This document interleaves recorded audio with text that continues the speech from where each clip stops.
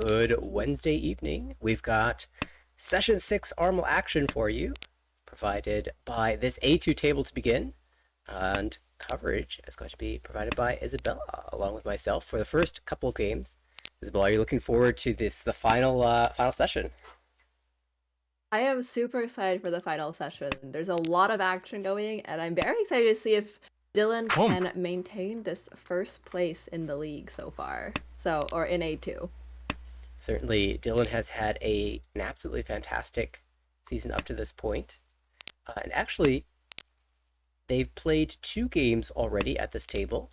One of them happened to be played as the bot that tracks statistics went out, so we can't actually see the second game in the standings. But Kaz had an absolutely miraculous first game and has been doing very well so far in this session. We'll see if that continues. Up to 4th place is Kaz in this division. Will aiming for one of the top spots as well. We'll need a couple of positive finishes in this final game. And Kate, a desperation attempt here, will be going for it all. And right now, Kate is still not quite tempi, but very, very close against Dealer Ricci. What will she start to fold, or will she continue? Because actually, is that tempi? Was that draw tempi? That 9-so? No, not quite yet. That has also opened up multiple times, 2 times against this hand. The Ricci came out immediately after the second call, so a little bit vulnerable here, but with 2 Dora, might just be forced to take this fight anyway. Will also Ishanen from tempi, just missing a pair. Ooh, finds. Oh, and that is tempi. It's almost a sad one because we miss out on the 2-3-4 Sanchoku and we're left on just a Tonki. But there's so many upgrades to this Tonki weight. I'm sure they will find something else. For sure. Provided he could find an alternative save tile to discard. But luckily, his Heidi May tile, I believe that's what it's called, was the 4-pin, which was the dealer's weight. And that is quite fortunate indeed. In fact, does not like the 8-mon, does not like the 3-mon, perhaps because it's Dora Suji. So despite being willing to cut the 2-mon for Tempai, not willing to follow it up with a 3-mon cut. And that would be a full fold as well. Oh, but we do have a fight from Kate, who did find her way into Tempai. Ramen 4-7, but not the Pinfu weight because of the East pair. On the other hand, though, 7-mon will give Sanchoku, so this has some value to back it up. Ricci, Dora with potentially Sanchoku. And the 7-mon is super live in the wall. 3 copies. And Will sees that 8-mon discard and was like, it was safe the whole time? Oh, Cass gets a Tempai as well. Has to jam the 1 pin. Finally, one of the dangerous pin tiles comes out. Will had been sucking them all up into his hand. Very impressive. Started with 1, ended with 4 of them since the Ricci. You have to be but feeling... that does mean... Yeah. You have to be feeling like you made the right choice when you see that 1 pin deal in. Definitely. And Dylan does get to continue his dealership, continuing his first place. Although it is just East 1, so there's plenty of game to go. Yeah, but hopefully, Dylan has been in the lead so much this season. 9 first places. I always think back to last season where he finished with 14 second places. Has turned them all to first this season. That is one impressive power to turn all your seconds into first places. Looks like the commit to Honitsu from Will. Oh, sorry, not Honitsu. Sorry, just Tempai, almost Tempai. I don't know why I saw the 1-mon being 1-so. But I think Will just going for a fast hand here. Yeah, certainly at the start. Ricci swap to the Northwind Peitanki. Classic. Very strong. And gets the Ibatsu win. Kaz must be like, that was a once cut non-Yakuhai, which some would argue is the best weight that you could possibly have. Yeah, and I like the patience. The 4 Sotanki is not good enough. You know you can improve your weight to something better, either a multi-sided weight or something really sneaky like the Peitanki. And it gets rewarded with an Ipatsu win. But that will shift the dealership over to Will, who now draws an Onko of the North Wind. Already really, really strong shapes for Will. You have a Ryamin and you have two Ryamins, a pair, really just looking to fill that one Kanchan, which he did. So probably has the choice to take that 789 Sanjaku chance or take the Ryamin. Yeah, Going for the greedy play here. yeah, this is definitely a play that signals that Will recognizes his situation. He's not expecting bonus promotion spots out of A2, and so he knows he needs to not just win on his dealership, but win big. And so aiming for the extra value that Sanjaku can provide. This also allows Kate, him. Kate's not. Kate would need three massive first places, or sorry, the last two massive first places to get out of demotion zone. I don't know if it's quite possible to go to negative 96 from negative 232, but a couple of Yakumans might be an option. We did see one from A2 just last week from Takahiro. Oh, that's right, the Suak. You were casting that game. I believe that was Yes. also with Kate at the table.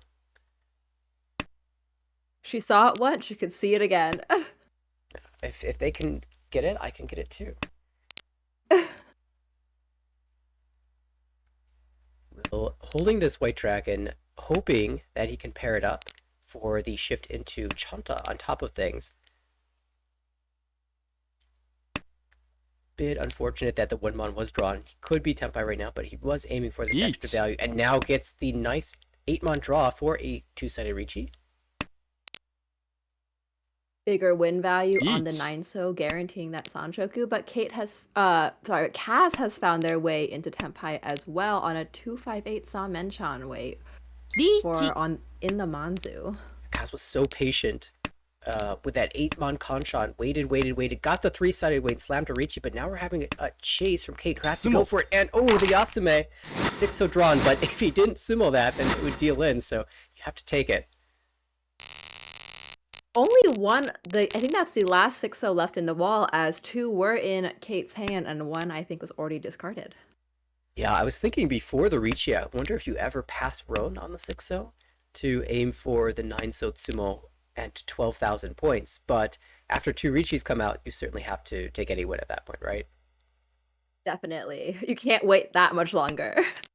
If everyone was folding and you knew that you were probably the only one still pushing in Ricci, maybe I would pass it and just go for the 3,000 points for Ryokoku or the big 12,000 points. But yeah, definitely after the two Riccis, you take it. A lot of useless honor tiles that got started in both Dylan and Kaz's hand. They're both just discarding them as fast as possible. But I think in those situations, like when you have a bunch of honor tiles that are floating, do you think, oh, my opponents must have such stronger hands than I do? Or do you just play what you have? I tend to be a little bit on the pessimistic side. I believe my opponents are doing much better than I am, especially as I've got no Dora if I'm Kaz, and even Dylan as well, no Dora in the hand. Hard to use shapes. In fact, Kaz might just be forced into some type of pairs hand, 7 pairs perhaps, just due to the lack of workable shapes. I wonder if Dylan is like regretting maybe not keeping some of those honor tiles for potential Honitsu or Chinitsu, considering all these pin tiles that he keeps to be drawing back to back. Yeah, I would welcome having a West pair in my hand right about now, but you couldn't have known. And wow, I guess we might just get the full value if we keep drawing pin tiles. I can't wait to see potential Ipeiko as well on the 7. However, it looks like Kaz is Tempai for Chitoi on the 3-so.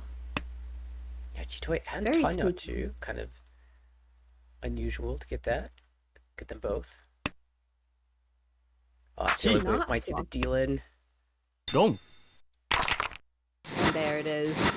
Yep, The Chinitsu shift was just too tasty for Dylan to pass up. And I do think it is the right play for value. for sure. Especially because the 3-pin was such a necessary tile for that Chinitsu to complete, and it's being handed to you on a silver platter. You surely must take that and make the commitment. You're only one away from Tempai, the Chinitsu after that call, so feels really natural. Kaz will sneak out 3,200 points. Do you have the updated standings on the current point situation for Kaz and Dylan? Because they are just so close in the top of the league, I'm curious what exactly would it take for Kaz to overtake Dylan since in the first game of this session he did so well. So Dylan is at 258.4, a little bit more breathing room than what shows on the screen right now. And Kaz is at 149.3, so 0.2 points higher than what it says. So Kaz's number is very accurate, and Dylan just has a little bit extra space. Gotcha. So Kaz would need like 2 plus 50 games to potentially catch up to Dylan. So we will see what he can do. But Dylan is like, I'm already at the top of this league. We are going to take the win and make it as big as possible. Yeah, although Okay. one small note while we're talking about the standings is that Michael is actually at 121.0, so has lost about 35 points in that one missing game that didn't get recorded. So Cass is actually in third place in the division right now. Excellent. And looks like Kaz is once again going for this Honitsu Chinitsu type weight. Honitsu here because of the pawn of the white dragon. Making quite a lot of progress actually as well. I'm curious if he's going to make the commitment after the 3-pin is drawn or called to the flush, or if he'll just take his temp by. After all, he's doing pretty well in the standings, but fourth place in this game means a Mungan could be huge. And here we go. Here's that choice. He's definitely going to call it. It's just what's the choice after? Yeah, because he has Yakuhai Door with 40 Fu, so 2600 is okay. Taking the cheaper side and waiting on the wider 6-9 Ramen shape. However, unknown to Kaz, that quite of them are in other players' hands right now. In fact, the only tiles remaining in the wall are the final 2 9s, so, and there's a Ricci. Very exciting Ricci from Will 4-7 so Ramen.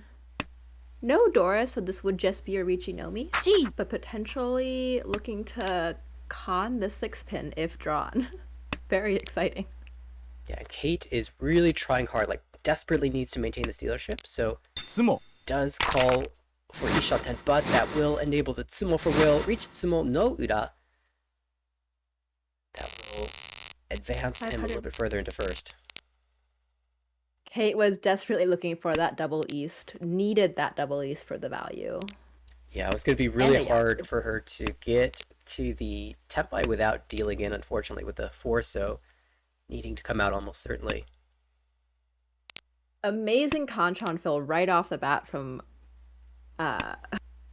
Kaz on that 6-pin, cutting probably what the weakest shape in the hand is, which was the 1-2 penchon. That evokes thoughts of Tanyao breaking away from that penchon shape. Tanyao is a very overpowered Yaku indeed. Oh, and then immediately draws another turtle down. Well, I guess we're just Ishaten, so. Feels a shape. 2 pairs. I'm curious what's going to happen if he draws a Forso, because he can just cut away from a pair and aim for a closed Pinfu that can't really call, or he could cut away from the 1-so 2-so and play towards a Tanyao that he could call for, but might end up on a Shampon weight. I think it depends on what the weights that come out. So maybe he will just take the Ricci if there was a Shampon weight that was twice cut already. But at this point, none of the 8-so or 2-pin can be seen on the board. So I don't see why he wouldn't take a Shampon weight. Long and hard about that. The immediate efficiency says to cut the 5-so, and then you get extra 3-pin draws into Tempai. However, I think Kaz really likes the idea of drawing around that 5-so and moving towards a Pinfu.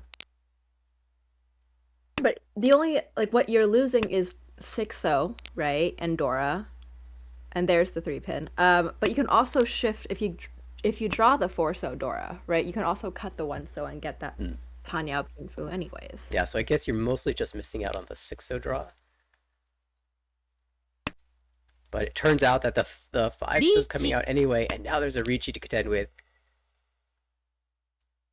Ricci 4K, what she's been looking for this whole time, on the 36 pin, just Richinomi once again cannot be pinfu due to the Yakuhai Chun pair, but any points are worth it for her. But Kaz gets Ricci on this 147 Sanmenchan that he could have furried himself so hard on, except he got the lucky draw and is now waiting on the non-Furitan 4-7 mon. A lot of the tiles for both of these weights are held, so limited options to draw the winner here. I wonder what Kaz thought when he immediately drew that red dragon after the Ricci, considering there's only once cut, and we have just seen a once cut Yaku win for the North Tanki. Yeah, and I thought it was a little surprising that Dylan chased here, being the third to Tempai, until I saw that he had 3 Dora. And then that seems like a natural slam. Ricci, Dora 3. You know you've got most of the value in this hand, so might as well give it a try.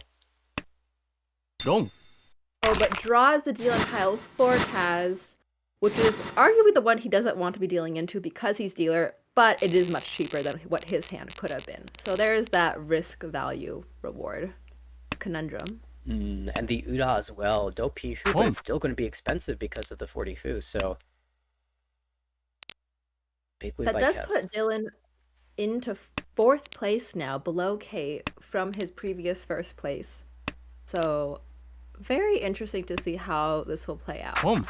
Yeah, how much will he push for this 1st place? Exactly. I mean, consider that Dylan is at about 250 points so far, and so he has a lot of points to spare. He can afford a couple fourths to end the season, and so he has a lot more freedom in his actions, whereas the other players are desperate for points. Cass is probably the one who can play most cautiously out of the group, just hope that his plus 149.3 is good enough to stand the test of the other players in session 6, but Will and Kate will be going full force towards the victories, and Will already Tempai here with the Honitsu double Yakuhai. That was some really fast calls. I think it was like turn 1, turn 3, immediately calling, knowing the plan, and immediately draws that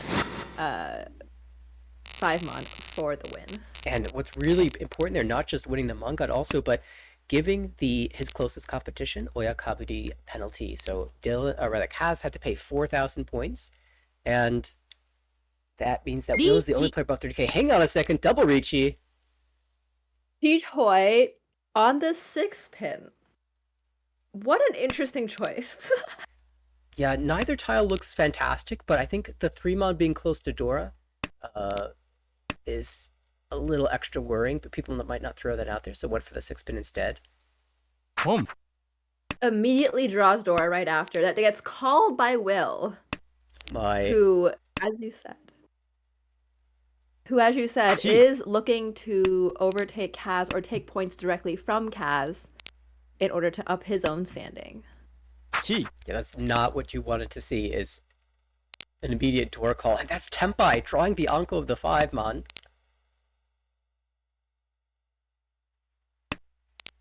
Not the best weight here. Dylan drawing Dora 2-mon, but will not discard it, even though it has proven safe to the double Ricci, and probably hard to use for the one who has already called for 3 Dora. Reconsiders and cuts it back. Ooh, interesting choice there. Not switching with the 6-0 cut. Doesn't believe in the Suji trap. Yeah, it's also Gambitsu or maybe to the looking for a reach, Ryongin. so I actually am I pretty. think people will be falling for your not Tempai after calling Will for. just knew. He just knew the 5-0 is coming, and it's going to be a Tanya Dora 3. Another important sumo, because everyone loses points equally and makes it even harder for them to get over 30,000 points. Will really going for maximum point value here, wanting that extra 5 points of bonus for keeping everyone under 30k. Taking his second dealership, how long can he stay here? Callable hand in theory with the south pair. You're expecting to be able to open up. However, we can see another pair of the south wind across the table in Kaz's hand, and that means that there needs to be a backup Yaku. There needs to be a Ricci. And Kaz's hand looks very Honitsu shift to me. Do you see that as well, or do you think if he gets the 6-mon, he's just gonna play play standard. I think just about every other draw other than a 6-mon will encourage him to move towards the flush. I mean, if you draw a diamond shape around the 6-so, but yeah, any pin tile, the 6-so goes out, and that moves you so close to the Honitsu. I definitely agree. And that should give Kaz a bit of an advantage in this Mochi Mochi battle because he has the backup Yaku.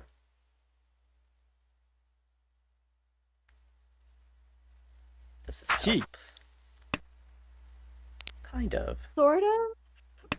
I think he just didn't want to pass up a pin tile, but I'm not sure that was super helpful unless a 3-pin happens to come out right away. Yeah, it technically helps, but it kind of does it at the same time. Oh, Shaborichi. Yeah, naturally. Wonso South, Champon Wade. Will Kaz fall into the trap? Nope. Avoids dealing any Patsu. I do want to point out though that this is the 3rd time where Kate has started with Yaku high pair and has passed on the first or sometimes even second call, signaling she really is playing for this Ricci potential Ura situation, considering her hand values have not been, Dora filled like we just saw Will win a nice Tanya Dora 3. That's a really good point. I think when you're desperate for value, you typically try to avoid calling because, of course, Ricci is so strong. That potential for Ura-san is just, well, very tempting. Indeed. Well, this is another pair, but not a lot of safety here. He could go south-south and go for the Chinitsu. And dodges. I think the fact that no souths have come out so far. Oh my god, but that was an impressive keep with the Wonso. I would absolutely think. Oh, with this Ricci, I don't know if he can keep it up. Wrong. And there's the deal in to Will for just Ricci no meat, but he does also get the bonus Ricci stick from Kate. So sorry. Yeah, that was a very nice dodge. Could wait on the Wonso because he had the 8-pin, the second 8-pin to discard. But then the Ricci from Kate comes out, and Wonso is just Genbutsu to that. And the 4-so also makes Wonso Suji to Will, and there are a number of 2-so and 3-so out already, so it only really dealt into, well, a Champon weight or a Tonki weight, and, well, that's exactly what Will had. Yeah, I think we saw 2 or 3 discarded 2-sos in Will's own discard pile, including the 3-so. So it was extremely unlikely to be the one, but the Champon, that's what a 1 chance means. We have an interesting situation where Kate does open up early on the south. And that's, well, double south for 1, but I wonder if there's a plan to shift to Doritonki should a pay be drawn, or maybe even make the shift to a flush. I think a flush would be the value option. However, Will is also kind of hoarding all of these Pinzu tiles that Kate desperately wants. And Will somehow drawing everything he needs to avoid being penalized by Kate's Anko up 7-pin. Which is incredible. This might be it, though. The 3-mon will come out. Kate will just take the 2-han with the extra Honba and say, your dealership's over. I'm going to try to make a run on my own. And I'm anticipating Kate to spend a little bit of time thinking about this hype bite because it's such an important round. You really need to make sure you've planned out every single possibility that can occur. Absolutely. Especially because this is the second to last game of the entire season.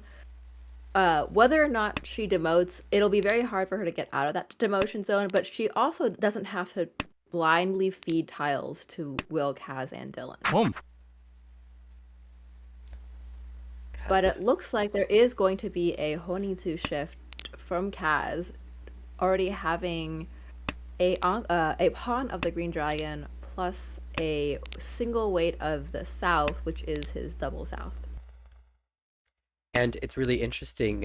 He's keeping the door here, so not fully committing to the flush.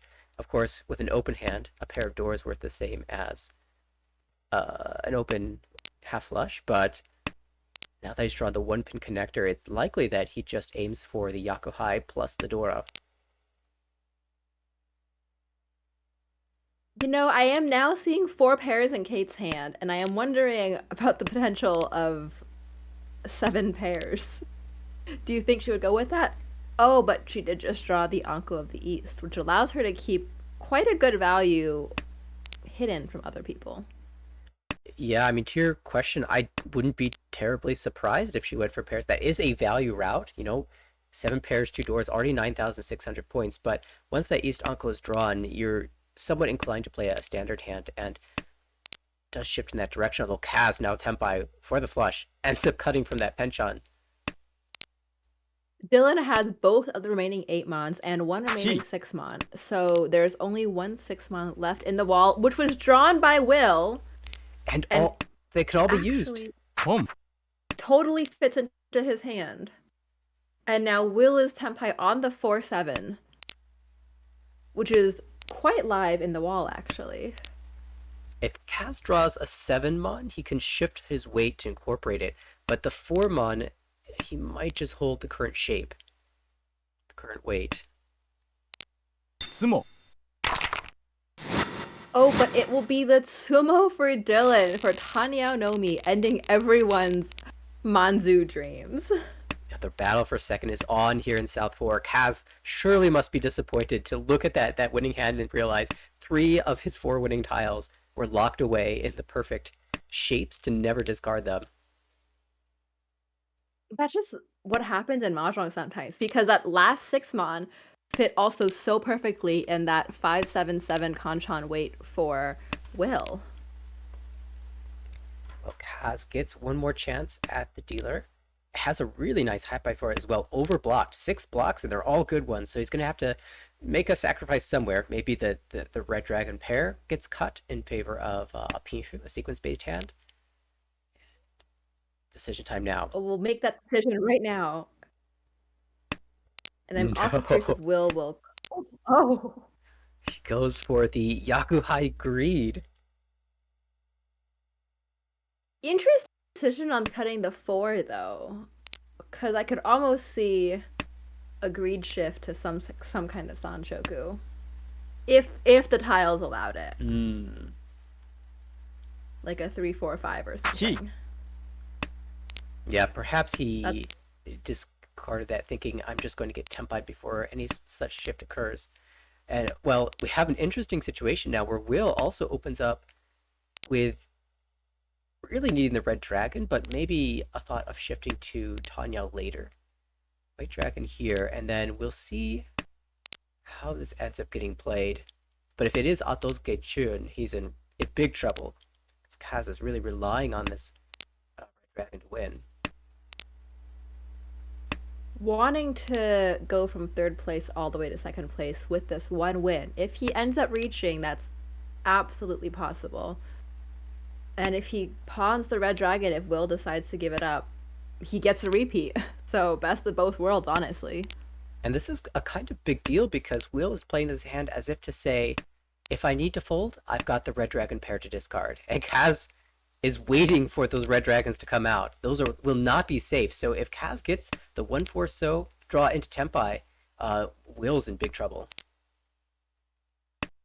That's actually exactly what I was thinking, is because someone once told me, I love going Otozuke. And I was like, well, then what if you're Mochi Mochi with someone, or you need that Yaku? And he's like, well, I don't ever go Otozuke when I need it, but I can always just fold on those Yakuhai pairs if I need to. And there's a rare situation when that's not going to work. The Ricci comes out, will be the Shabo. So Will has 2 mon. That's safe. 6-pin is kind of okay, but the 1 comes out first. It's Tempai from Dylan got to Tempai on the 7-so Ipeko. I see. And a terminal tile's not too bad typically, but that is going to be Ipatsu as well for 7,700.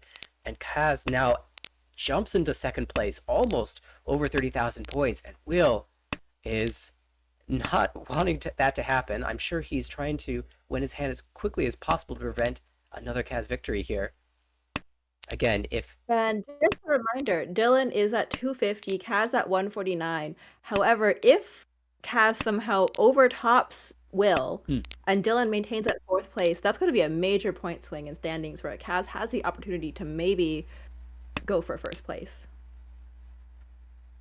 Yeah, and I was talking about how Dylan has points to spare, but you don't want to be eating too many losses here.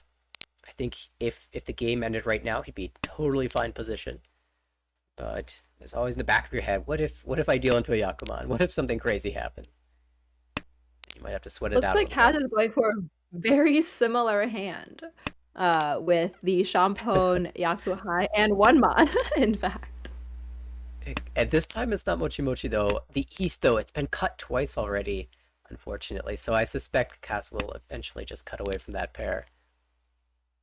Especially if you end up getting a 5-mon or an ideal 7-mon. Ooh. As you So we say. have this 5, 6, 7 Sanchoku chance. Or 4, 5, 6, honestly, with 5 sixes in every suit. Yeah, both options live here. Oh, I guess it's 4, 5, 6. Now he's upset he didn't call that 4-mon that just came out. Hey, but if you called the It's 4 mon, the okay. draws would shift. So Yeah, and then you would be giving that 4-mon to Dylan, who did not need it, or that 4-pin to Dylan, who did not need it. nope. Kate with a hand that surely must win.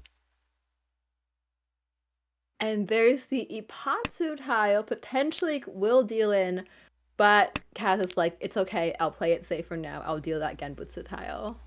Yeah, and this is interesting. In this spot, I probably would have started with the East and then made my decision about whether I would jam the 3-pin later. If I got the Sanchoku, I might have cut it. But Kaz plays with ultimate safety here, and as a result, dodges dealing in. I was going to say, maybe he was rewarded, but nope, he still has the Ipatsu to deal with for Dylan. Only one tile left for the 3-pin for Kate, and then Dylan waiting on a Penchant 3-mon, which is only in Kate's hand, just one. So there's 3 copies in the wall still.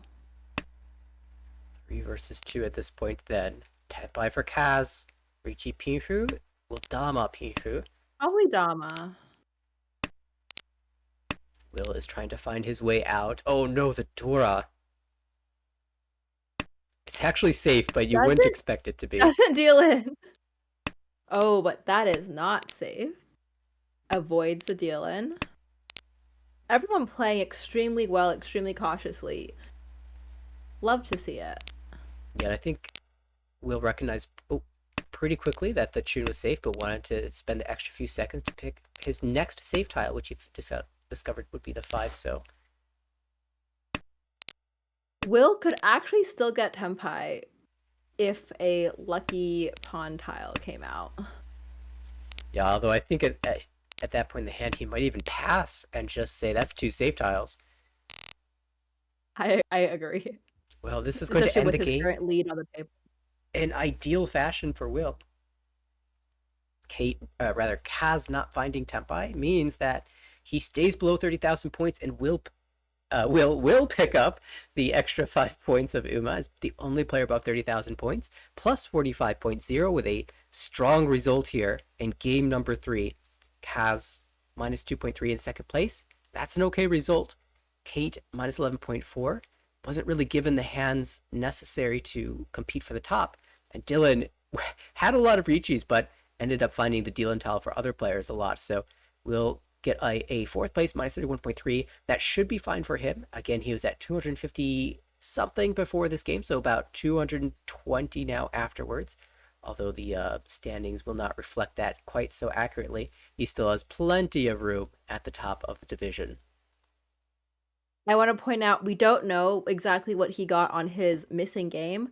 However, he now has 9 firsts and 9 thirds and 2 seconds and 2 fourths to be very even throughout the season. Can he finish Incredible. in a completely symmetric way? Can he finish in a completely symmetric way? What did he get for the first for that missing hand? That missing game was a first, so he would need a 3rd place in game number 4 to finish completely symmetrically. That would be very funny.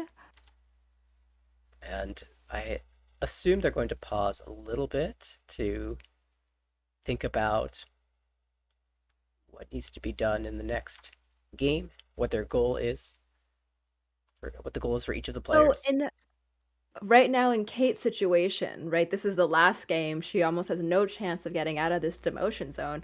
How would you play your hands if you were Kate? So let's see. What would you do in this last game? If I'm absolutely optimistic, like I think the best possible scenario that could happen to me, that would be Kevin losing a bunch of points, Ricky maybe dropping a bit of points, and Aaron staying right around where he is. So I would need about 100 points in this game, which is not impossible. I think Kate has had some huge wins in the past as well.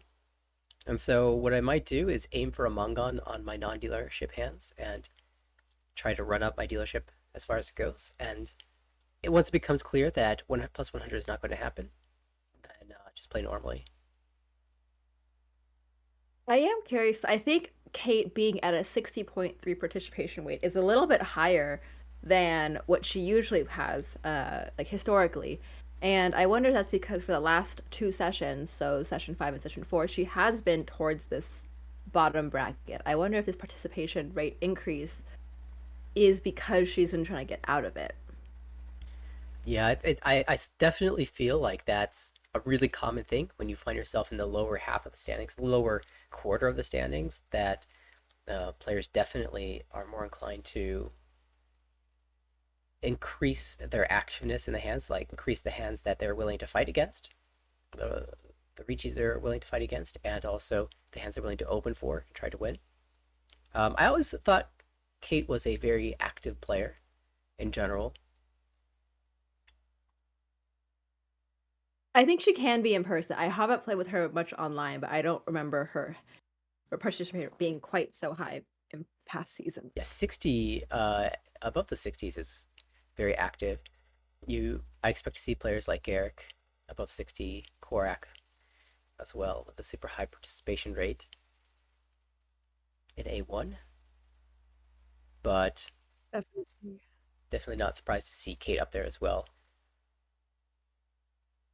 I'm honestly surprised that our resident turtle, Beechen, is at a 45% call rate as well. The turtle strat is working out for him this season. Plus 181.7. It seems that whenever Beechin finds himself in A2, he quickly finds himself in A1 the next season. I do think this be Dylan's first time in A1? It will. He just promoted to A2 last season, I believe. So this is his first time in A2, and he's losing. Absolutely. Very excited to see him play in A1 as well. I got to watch a couple of his games this season, and they were very fun to watch. I can't wait to see what he does in A1. Just needs to get through All one right, so we're more back. season. Or one more We're game, back rather. and let's see the highlights. Will already has an Anko of the White Dragon. Lots of Pinzu over there for Dylan. A very standard hand for Kate. Plus there is Dora Acceptance and a pair of East. And Kaz is probably pretty happy with his shapes right now. Potential 6-7-8 Sanshoku. Or even a 5-6-7 if she can shift down on the Pinzu. Yeah, that was a really interesting choice just then. How to play, and certainly one mon makes a lot of sense to angle towards the Tanyao. Ishanten now, probably. Oh,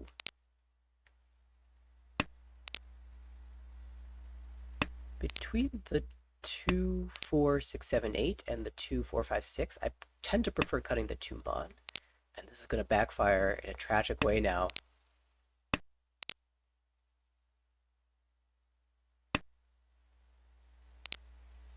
Agree, because that is very interesting. You would cut a Ramen, but I guess he was looking for a pair, and he just knew because he found that missing pair. Yeah, it was like 2-4 Mon Kanchan versus 2-4 Pin Kanchan, and he decided to cut the Pin one. But I think the Mon makes a little more sense because you get a better pair options. And in the end, though, he finds a very nice Ishanten that can incorporate this door. And maybe that was his idea, is that he just wanted to force the door into the hand, in which case cutting the 2-4 pin actually does make a lot of sense. So we'll see if he does manage to use this Dora, because Will on the right is very close to Tenpai. リーチ And Dylan I think is. you absolutely would take if Dylan beats him for the 1, 2, 4, 3-sided weight.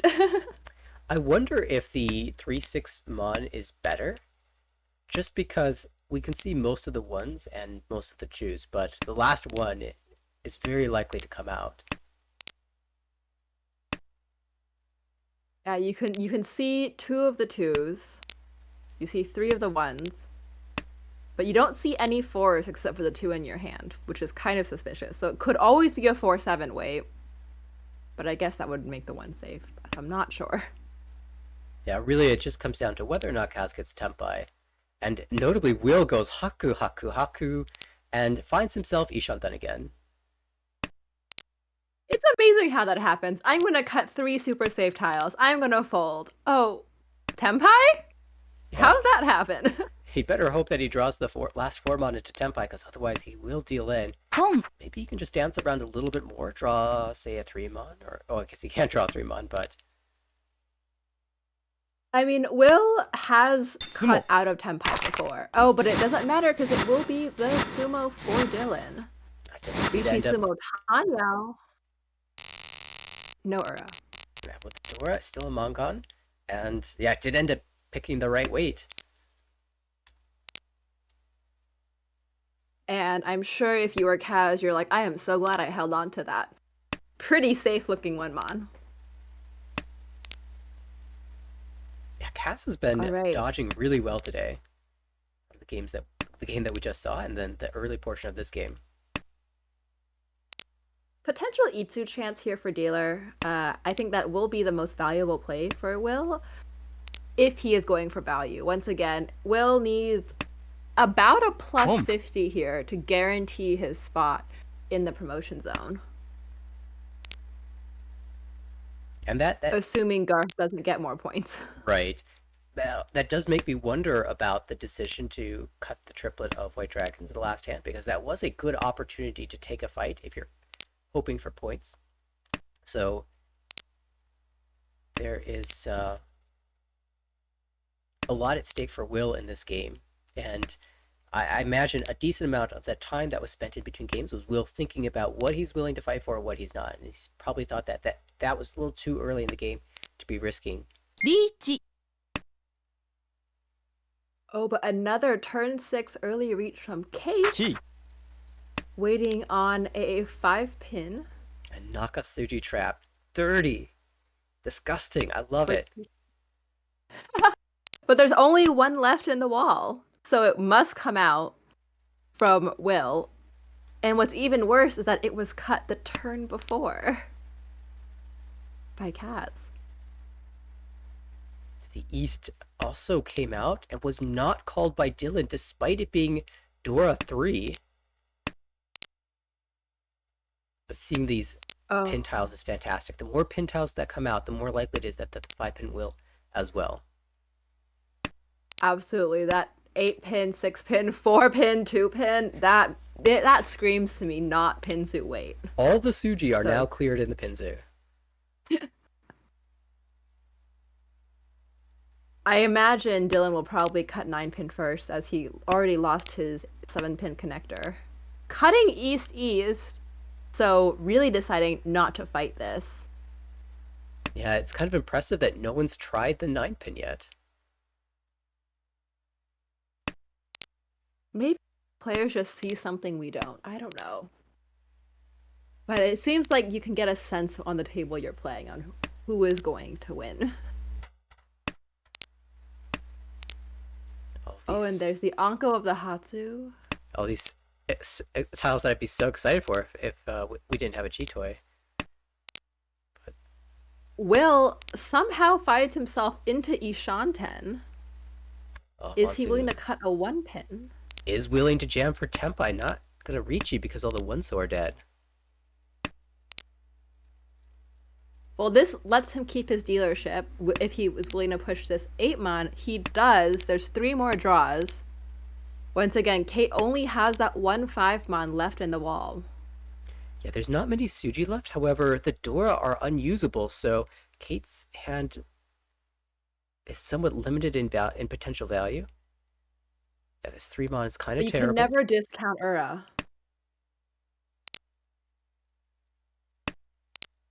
That's true. It especially for the hand that's showing across the table, would be 8,000 points.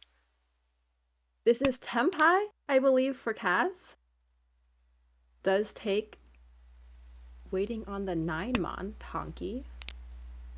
2 locked in Kate's hand. Assuming the 5-pin isn't drawn, the players are gonna be so surprised when they see this wait. There's no Suji left. This 4-7 has to be it. But it isn't. It's the 5-pin. It's the 5-pin. Oh my gosh, Dylan, the only one not in Tempai. Who would have thought? I guarantee you no one at this table was thinking that it was a 5-pin wait. Not even close. It could have just been, I think, a random honor tile wait, which is why I think Dylan was keeping all those random honor tiles, because all these Suji just kept passing. Yeah, at some point you figure out that the wait is not good, and so it could be something random, like a Tonki, as you were saying. A 5-pin. A 5-pin. Boom. And I guess her last wait was Deadwalled, so... Kaz now... Very quick. Go ahead. Super open. Boom. Followed by Dylan, opening for these 1,000 point hands, although Dylan does have 1 Dora, and Kaz has Dora Acceptance. Kaz finds his Yaku, which is the East, but is potentially considering this Toy Toy upgrade. Yeah. Oh, we found it. and I love the way he played that. Like, you could hold the Tempai on the Tuso, looking for the last one, but it's so much better to wait for the North to pair up, and gets the Toy Toy Yaku high with the bonus fu as well directly from Will. Will must have been like, what the heck? That was so fast. Yeah, that really was too fast. And Kaz now into second place, Dylan, with the dealership in East 3.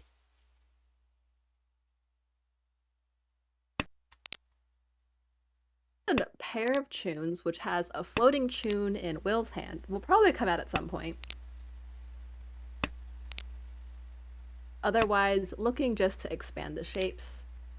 No one seems to have a super fast hand this time. No.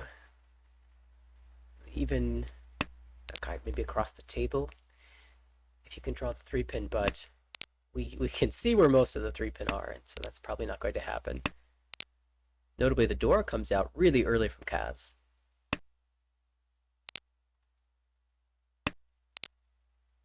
Besides, he doesn't want it, doesn't need it, hard to use, doesn't want other people to have it as well.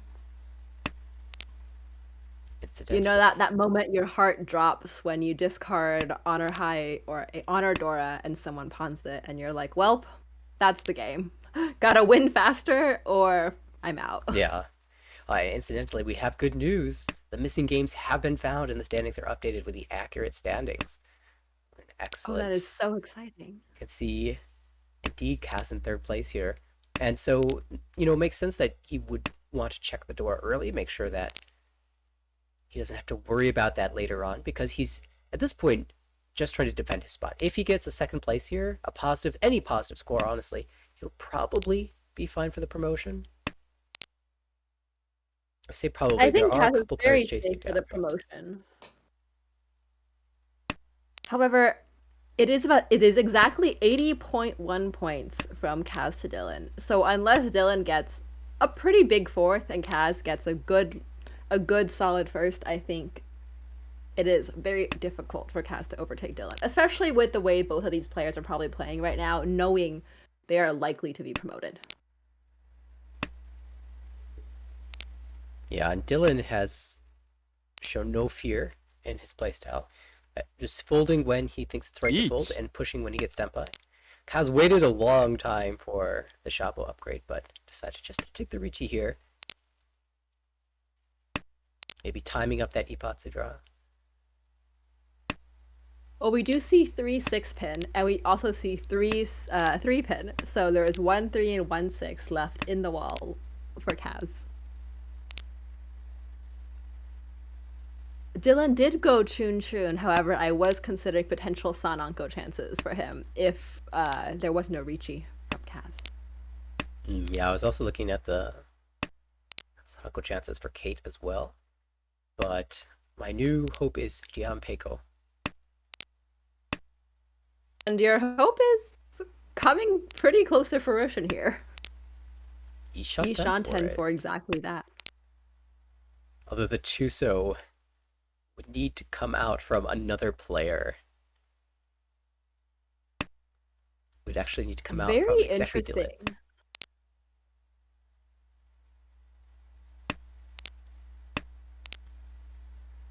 Gives up. At least the Riempeko dreams. each. Playing at least for the Tanyao, rather the Chitoi. It is Will who's got the Tanyo Tenpai, slams a Ricci. 8-pin 8-so Shabo. I guess one of the 8-pin can be seen and 2 of the 8 so that we can see. But late Ricci.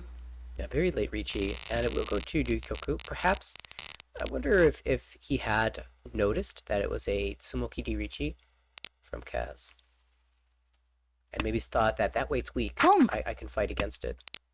It also dropped the Dora, so low value, bad weight. Maybe my hand is worth throwing the stick in for. Because Will does not want to finish in 4th here for sure. Does need to make something happen. It just means an extra 2,000 points in the pot to win next time. It does, and Kate already Kate- opened for it.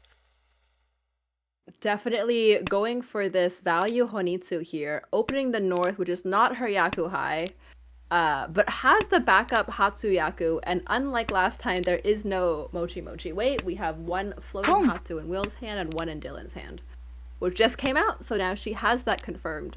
Hatsu Honitsu.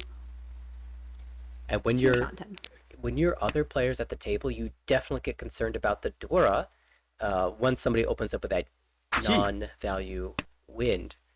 And not surprised to see 2 of the Dora already discarded already. No call from the dealer, so unlikely that they'll be able to use it to increase the value of this flush. You can't leave out Tonki waiting, though. When people are desperate for points, they will Jogoku Tonki on Dora. I've seen it. That is very true. And, well, the 3rd one comes out, so that dream has now died. Oh. Poor Kate. Oh, but that will be, I believe, Tenpai for Kaz on the 3-6 pin. Yeah, he was waiting Hanyanomi. on the 3 pin with the Sanchoku. I was really, really excited, and then unfortunately he was forced to make the correct switch to the wider weight to lose out on the 2-3-4 Sanchoku. But it's the 2-3-4. I know. That never loses. I know. Watch him draw the 3 pin. And then the regret will come. The 3 pin's super live. Well, there's one of them, but it can be used by Dylan. Alright, Kate has drawn one more useful tile, moves to Ishanten with super callable tiles, and there's the 3 pin! I wonder, what's the saying in Armel? 2-3-4 Sanchoku never loses? It does never lose, truly. It's okay, we lost 1,000 points, but Kaz didn't need that, right? Still holding 1st place going to the South round, still in a good position in the standings. And with the dealership, has a chance at 789 Sanchoku. We'll see if we aim for the Sanchoku this time. You could actually even, depending on how greedy you are, could go for Chanta. But again, I think you don't need the points here. You're just going to go for whatever you get. And then he does draw the 6-so. We saw that happen to Will as well, unfortunately, drawing the Yasume. But it's okay. That was a really important hand for Will to win in the previous game against 2 Riccis, and so Kaz doesn't need the Sanchoku this time around. Ooh, the Tuso allows him to maybe make use of the Dora, but he has to find a different pair. I'm really curious to see how he plays this. Was curious if you would ever cut 4 pin there instead of Haku, potentially waiting on that Haku. Does end up cutting And decides to switch to Hatsu. Maybe it has an affinity with the green dragon. is your favorite dragon? And what is... Oh, well, he knew. Absolutely. He had that affinity. He said, no, it's not the Haku this round. It's definitely the Green Dragon. And Hatsu comes into hand. That does mean he is Ishanten and can call the dragon to Tenpai. This is also Tenpai, but the 9-so is such a big upgrade. However, he can see 2 of them, so not that many in the wall. And he will Dama here. There's such an upgrade because you can also draw Dora 1-so. That's a great point as well. And worst case scenario, he just calls the Hatsu and can swap around his Tanki. On the 8 pin, because 9 pin is Freeton. Good point. Yeah, this is quite interesting. We saw him do this in that previous round where he ended up declaring the Ricci much later on the 3-6 pin, and now gets the Shaba Ricci, presumably. Will he take it? I know he wants the Dora and the Sanchoku, but will Dama still? You still can upgrade to Dora this way, though. So I absolutely approve of this. And now you have a winning condition. You're not really expecting to win on the 8 pin as one's cut already, but okay, we'll wait one turn. Gave one more chance at the Dora. I definitely read to me that he was really concerned about drawing the Dora later, but ended up. Oh, and there's the 7 pin backfire. Dylan also was slowly going towards a Sosu Honitsu, and then immediately cuts from his East shape as soon as the Ricci comes out. And I think that's the privilege he has of being first in the league right now. And now that of not needing to push these hands. Yeah, exactly. He's the only one to have drawn the Green Dragon after Kaz, and just folding away, so unlikely to see that leave his hand ever. And against a dealer Ricci, players probably not too thrilled about the concept of fighting against it. Especially not against dealer. Dealer who's already in first place, you don't need to give him more points. Players may remember the Smoky D Ricci from an earlier round that had a good weight. So just because Kaz makes it Smoky D Ricci doesn't mean that he's on a bad weight. Players remember that. And they all correctly fold. Again, the Shampone weight, the last one was in the dead wall, along with Kate's 5p Tonki. So, a lot of weights being locked up by the evil wall today. And that means that the battles are still very close. I mean, Kaz extends the lead for first, but really still up for grabs as we're only in South 1. It's also only a Mongon away from third place, and Kate can easily overcome that as well. Back to second. In terms of the hands themselves, quite like the dealer. Another 7-8 9 Sanchoku chance for Will, actually. Yeah, that's the one I was really excited about. Oh, and again it draws the 6-0. The wall refuses to allow 7-8-9 Sanchoku to win in this game. It's because the wall wants 2-3-4. We all know this. Kaz discards his out towards 2-3-4. Understandably, he is Ishanten. Really like how Kaz played this hand. Interesting spot here. We'll just go headless. You can also count 4 Mon as your pair waiting on the 4-7. A 2 Mon may be an alternate cut there. As a result. Big deal, though, is the Chun pair across the table in Dylan's hand. And Kaz can't use the door. It will come out. Pon. Mongon showing on the table. Ishanten still, though, for Dylan. Wants the white dragon, but doesn't need it, importantly. It's already Mongon. This is so wide. If the white dragon is drawn, it's very likely it will come out, and he'll get his choice of Nobetan weights. But in the meantime, he has so many draws that will get him Tenpai anyway. Majority of the Sozu, majority of the Pinzu, and that's a 3-sided weight. Nice 2-5-8 San Menshan in the Sozu. Actually, though, very not live. All of the 5 Sos can be seen. We see 3 of the 8 Sos in people's hands pretty much being used. So only out really is a 2 So from the wall. And notably, Kaz was Tempai there, had to cut the Tuso for the Tempai on the 3-mon, and said, no, that's not something I'm willing to do in this spot. Cuts away from the. Especially with the discard pile, which is so not Sozu. You could Yeah, maybe even look at Dylan and be like, is this potential Honitsu? I Depending suspect. on what his high pie was. Yeah, I suspect you could judge the Monzu to be pretty safe, but the pin tiles that have come out have all been terminal, so it could be a middle pin weight as well. The 4 pin now comes out. Has now Tempai on the 1-4. Doesn't reach you, but doesn't need to. It's already a Pinfu weight. Willing to trust the 3-so here. It is one chance with the 5-so that he can see. Hawk comes out, Dylan doesn't call it. I wonder if anyone else noticed that pause. Believing in this 2-5-8 Samenchan. But maybe the 3-6 would have been better. Or the 4-7.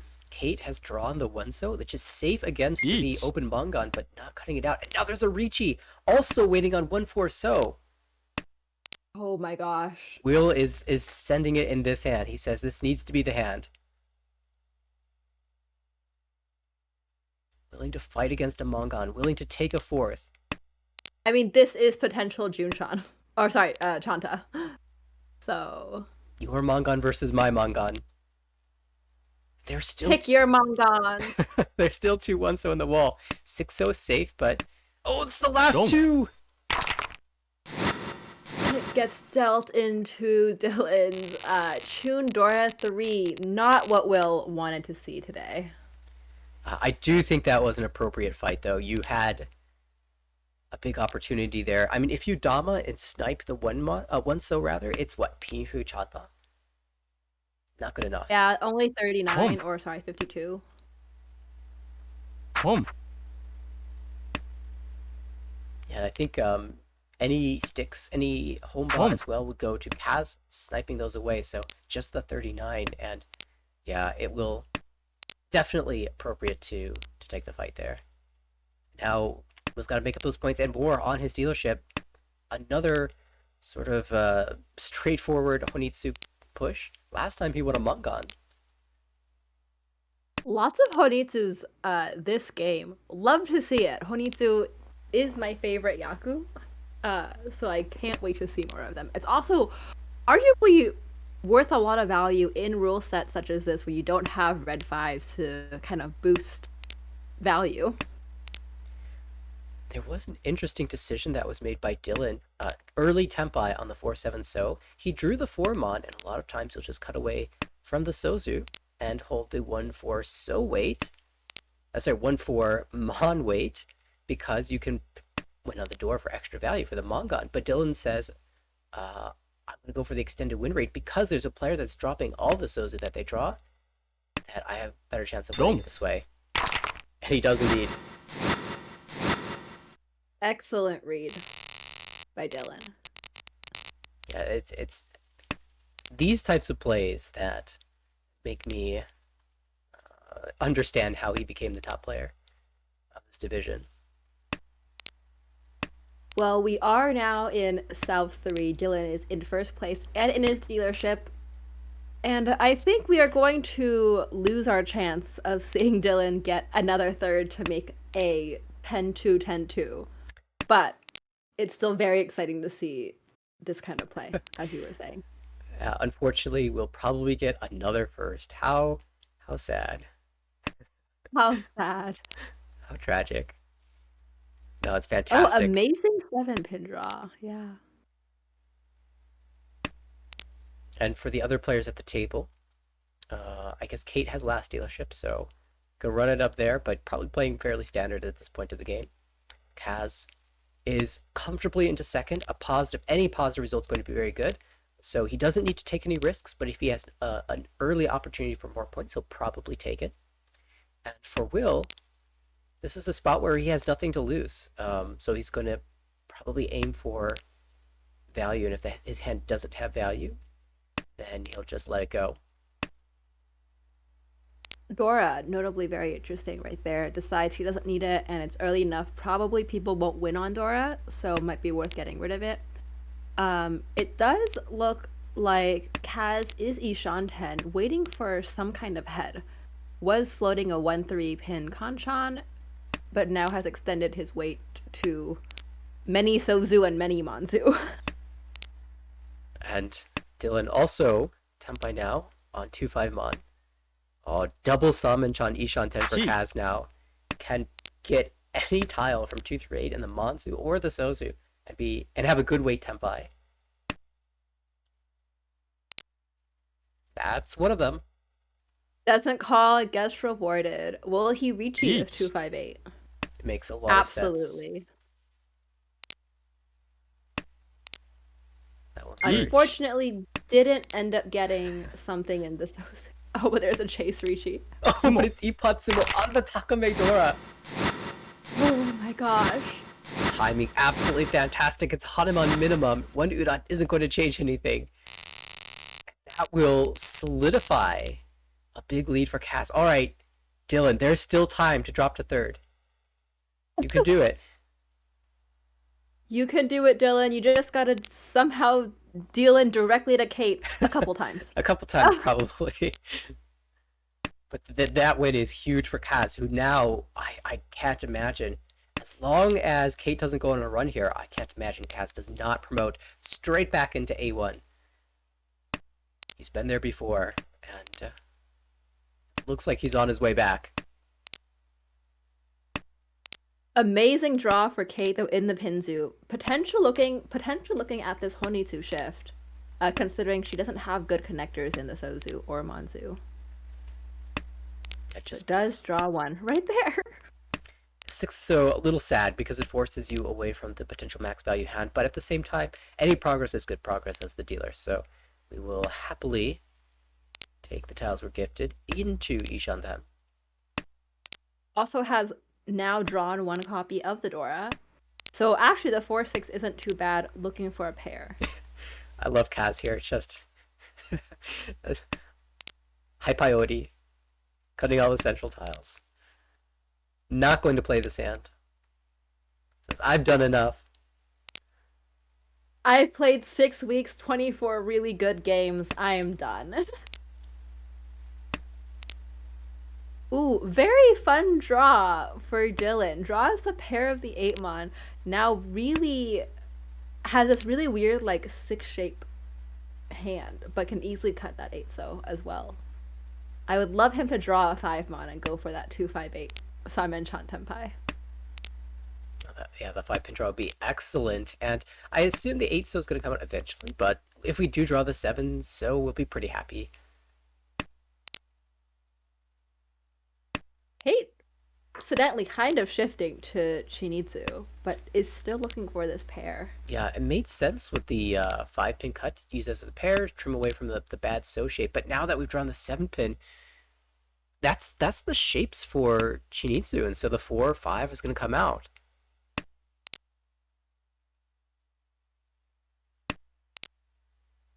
A 6-pin would How be many ideal 6 here. are left in the wall? Yeah, we're both looking at the same thing.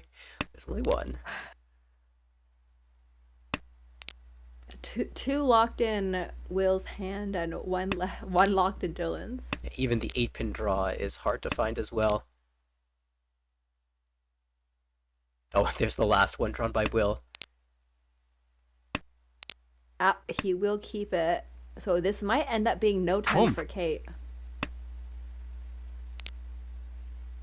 I'm not Let's see what convinced that happens here. Will's... Oh! Oop, there's the 5-pin draw. Dama 258. With no Yaku. Up Pifu now. Nice upgrade. He can win by row now. Very exciting. And we'll just get the 3,000 points as we do go to a draw. Nobody Tempai other than Dylan. And that means he gets second place. What an unpretty, unbalanced score. 10-3-9-2. A fantastic season for Dylan. We just, of course, Kaz first place to cap off the season as well. Solidly into second place. We have two really strong candidates for promotion as their season has come to an end. And for the other two players, Will at plus 48, a respectable total in this terrifying A2 season. This might be the most challenging A2 group that we've ever seen.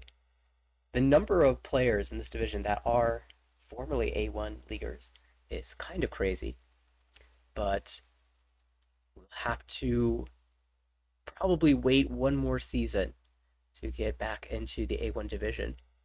And with one table complete, both two of those players at top the standings, the targets are set for top of the division in A2. However, in terms of that last promotion spot, a lot of variance can happen in the upcoming games.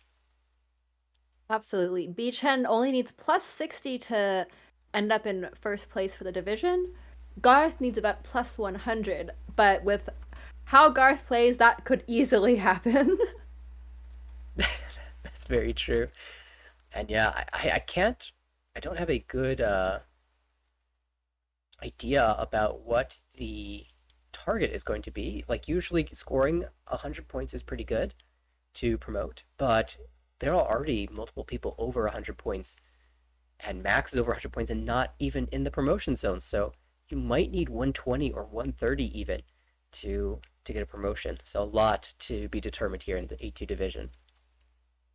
Yeah, same with Julian, already at 96 points and 2 away from promotion. So quite tight indeed. It does end up looking like Kate will be going down to B1 next season. However, she raced up the ladders since starting Armo and will likely just had a bad season and will likely come back better than ever. Yep. In Armel, it is very likely that at some point you will demote. I guarantee everyone in the A1 division will demote eventually. So it's just a matter of 24 games of variance. Unfortunately, the divisions are only 3 months long, so much faster than any other league in the world. That means that you'll have your chance to come straight back up. Looking I at know I have double demoted and I'm a little bit sad about that, but we'll come back better than ever next time. Absolutely. All right, I'm looking at the schedule. We do have a game in progress recently started, a couple older games as well. B1 with Riley, Edwin, Tucker, and Rachel. There's a C1 with Mitchell, Cameron, Ty, and Paul. The one that happened recently is a Brendan, Tyler, Cliff, and Luis table and B3. I would love to hop into that. I think you said B2 or B1. A B1 with Riley, Edwin, Tucker, Rachel. Yes. That is a spicy table. It's very, very spicy. And as we load it up, Riley is a former A2 player, had sat in A2 for quite a while before getting a demotion, but has a really unique playstyle when it comes to Dora. That I've noticed over the course of his time in A2. Edwin, well known for his unique playstyle as well. Tucker has bounced a lot throughout the leagues, but is storming up the ladder lately. And Rachel is also well known for her fiery attacking playstyle. And so this table should be extremely entertaining. Right now, Riley stands atop the division out of this group of players. And they are playing their first game, I believe. It looks like JT hasn't played, so we won't know what the top line would go for. But a few solid games from Riley absolutely would mean promotion for them. We hop into South 2, and it looks like actually this game not going Riley's way. Rather, Edwin, Tucker, and Rachel all above 30,000 and in close proximity to each other. Riley, of course, with points to spare, can afford a bad game or two. But maybe this hand changes things up. We open up to Riley. Ishant then for Chitoy Dora 2. This fight for first place is so tight. Only 800 points between first and second, and less than 2,000 points between third and second. Or I, just about 3,000, sorry. But wow. yeah, I imagine things will be drastically changing. Edwin with a pairs, perhaps, attempt. Okay, like Chitoy, keeping all these floating honor tiles. The con from Rachel. Naturally. Oh no, is it going to be a Suanko attempt?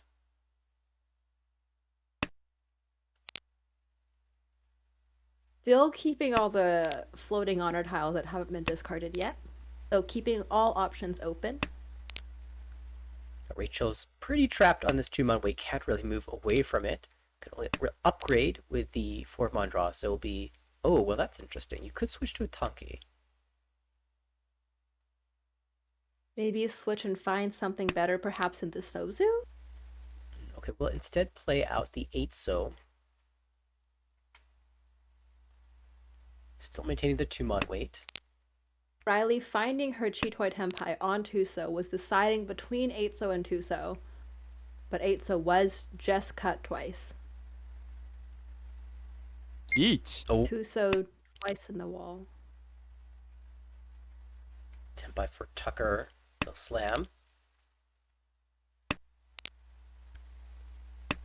Rachel also just had a minor backfire, Each. dropping the 8-so. Sumo. He does decide to chase, but he is not going to get there. Instead, Tucker sumos immediately and with an Ura. He'll make it to Hanuman, and that's a pretty commanding lead. I would like to point out that that was a 2-3-4 Sanchoku attempt that did not pan out. It did not get the Sanchoku at least, but it did win. It did win. We have North being Dora. Only one copy can be found in anyone's hands, and that will be in Rachel's hand. Pair of East in Edwin's hand, but it's not Yakuhai at the moment, so it could be a potential Pinfu pair.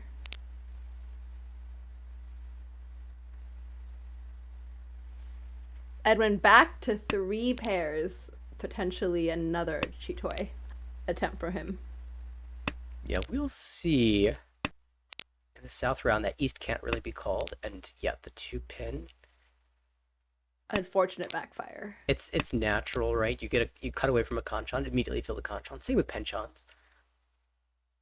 You have 2 penchants, you pick one, and that's the one you fill immediately. Right. Speaking of filling Kanchan shapes, that's one for Tucker, but many more to go. The first of many, but hopefully some of these shapes will eventually be upgraded into Ryamen shapes. There's some opportunity. Unfortunately, like the So shapes can't be upgraded. You just have to fill those. The Mon shape, though, does have potential. Right, we still need a pair somewhere, so we could end up pairing up one of these So shapes as well. Yeah, if I'm Tucker, I'm willing to open for a lot of things. Maybe not the 5-so, but the 7-so or the 3-so, certainly.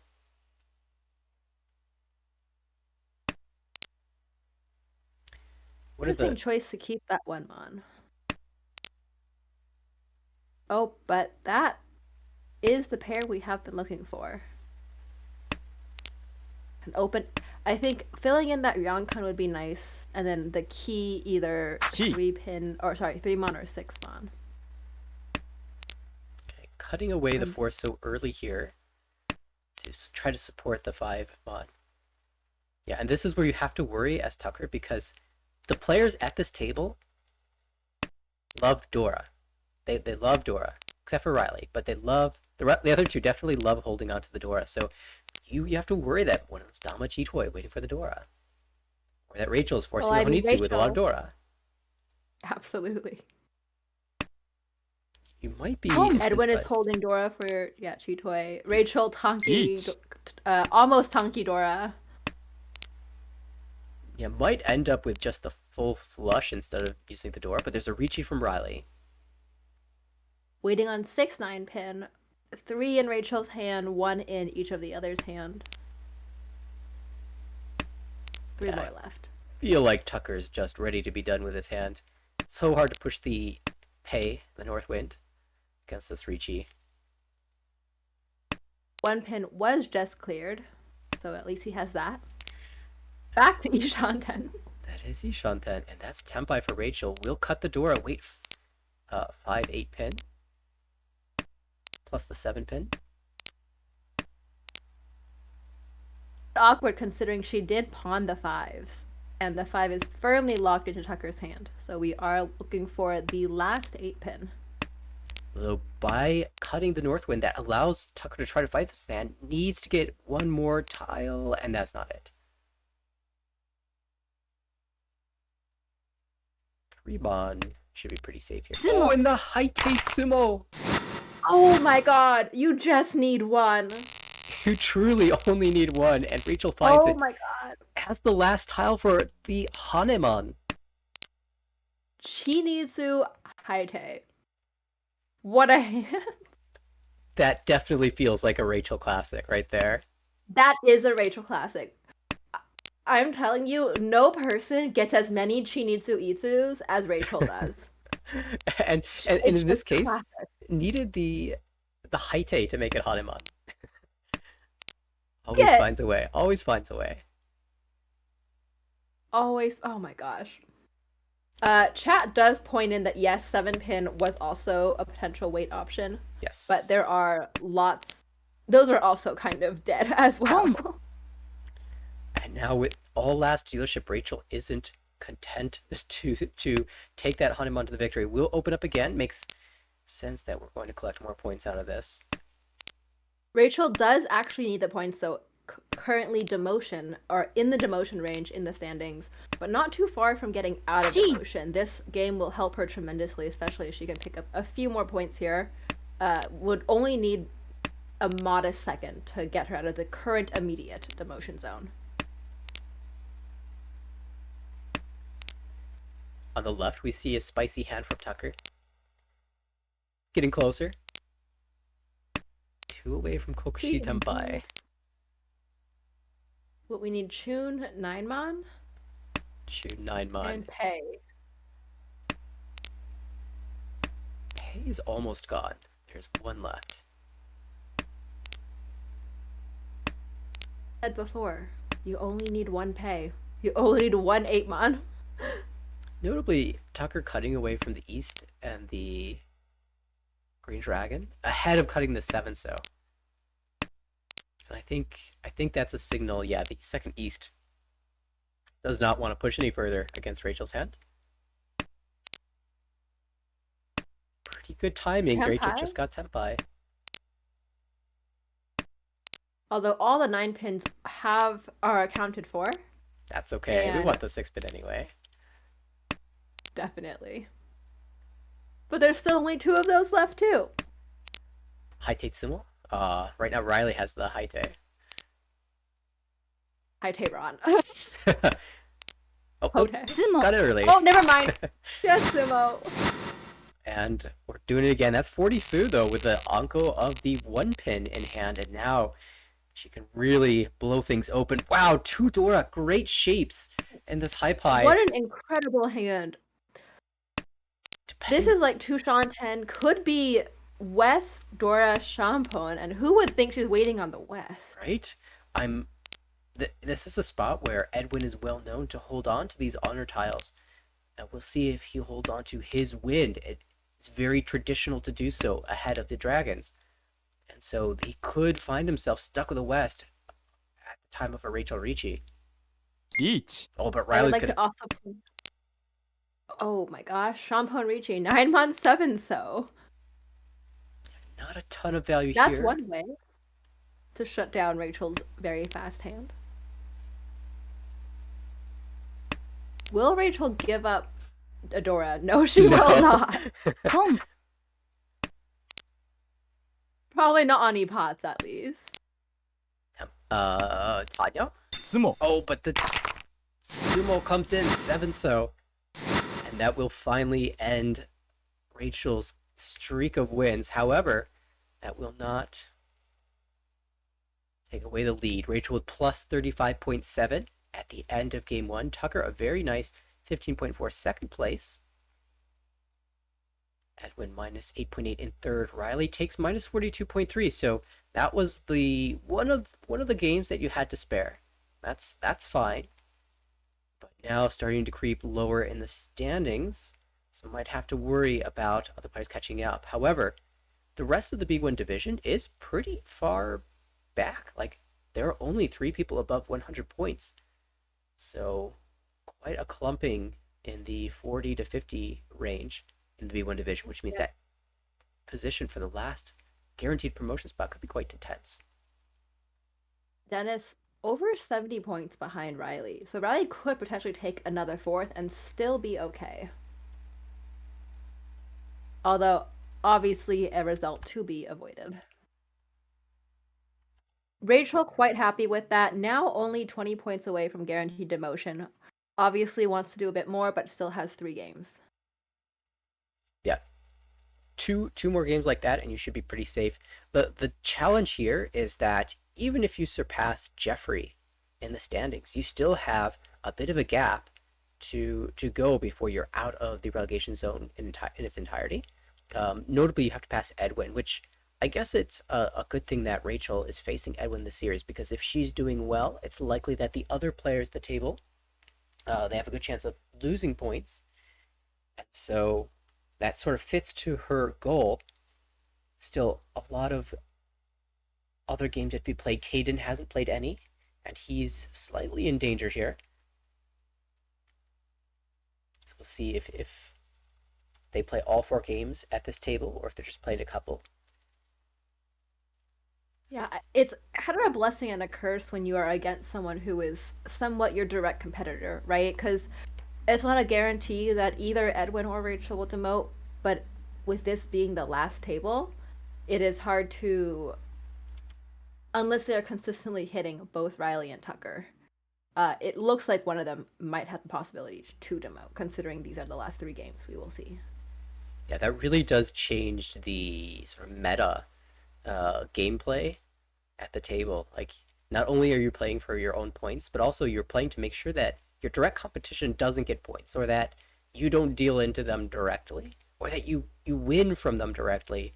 There could be some very sneaky things that happen over the course of a series like this when so much is on the line. Especially when you have someone who decided to win That is very true. And to cast the second game, as the gong has gone off, we have Dustin, who said today, "I need to cast Tucker." Is that true? I have to. You have to. It must be done. So I'll let you take over for me for game number 2 of this B1 series. We're starting All off right. with Riley in the dealership. A pretty strong hand, Chun pair. It's not in anyone else's hand, so it is easily to be drawn. And many, many round men. So very, very strong hand for Riley. Across the way, we have a pair of East and a pair of South.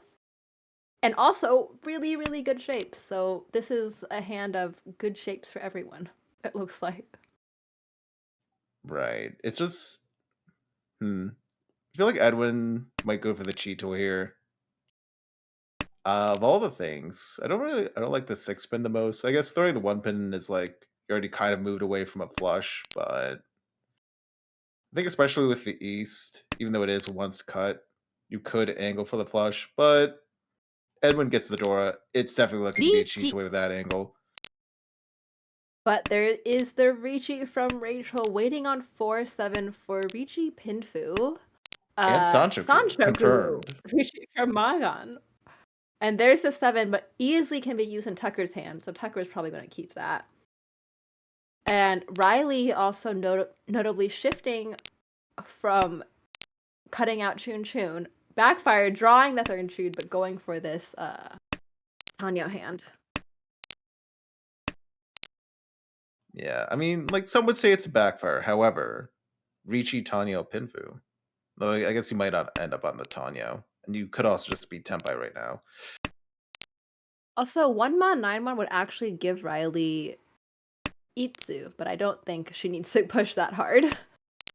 Especially not against Arichi. There are exactly 2 tiles of each 4-pin and 7-pin in the wall for Rachel. That's another very good tile for Riley. Still looking for that Tenpai. Ishanten still. Draws the 4th copy of Chun. That's just unlucky. And then Edwin also Ishanten for Chitoy. Yeah, Edwin. Oh, that's Tenpai. That is Tenpai 6-9. So will Each. Riley Ricci? Does Ricci? We same weights. We see like 260, 290 out already. There's one of the 4-pin for Rachel. Doesn't really fit into Tucker's hand, but he's already kind of deciding he's mawashing around this, so would be surprised if that came out. Right. I doubt they will throw the door. No. Oh, that's the 7-pin for the at least Mongon deal in. The Will Ura there be an 2 Ura on the 2 7-pin. Ura? It's a really Oh good my tile. gosh. And that's the Hanemon. Ura 2 for the Hanemon. Ricci Pinfu, Hanshoku Dora 2. Tucker starting out with an Anko of the South. It's not his win, but it's really nice when you open your hand and you're like, wow, finish shape. Don't need to touch this whatsoever. Yeah, 8-hole Fu, but more importantly, Edwin has the Sanzo Anko. I don't know if he will respect it though. If it reduces down to Chitoy, which could easily happen for Edwin, but we'll see. Edwin loves Chitoy. Oh look, he found another pair. It looks like it might be Chitoy. Yeah, but he could be saved with like Peiko. There's even like a Sanshoku out here, and they would let you use the Dora. Really nice pair draw for Rachel, but Riley creeping in closer and closer to a finished hand.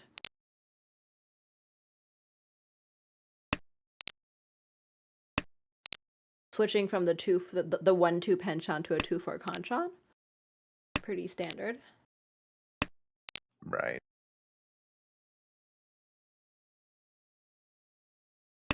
Oh, Edwin, yeah, drop the Sanzo, had the 5th pair.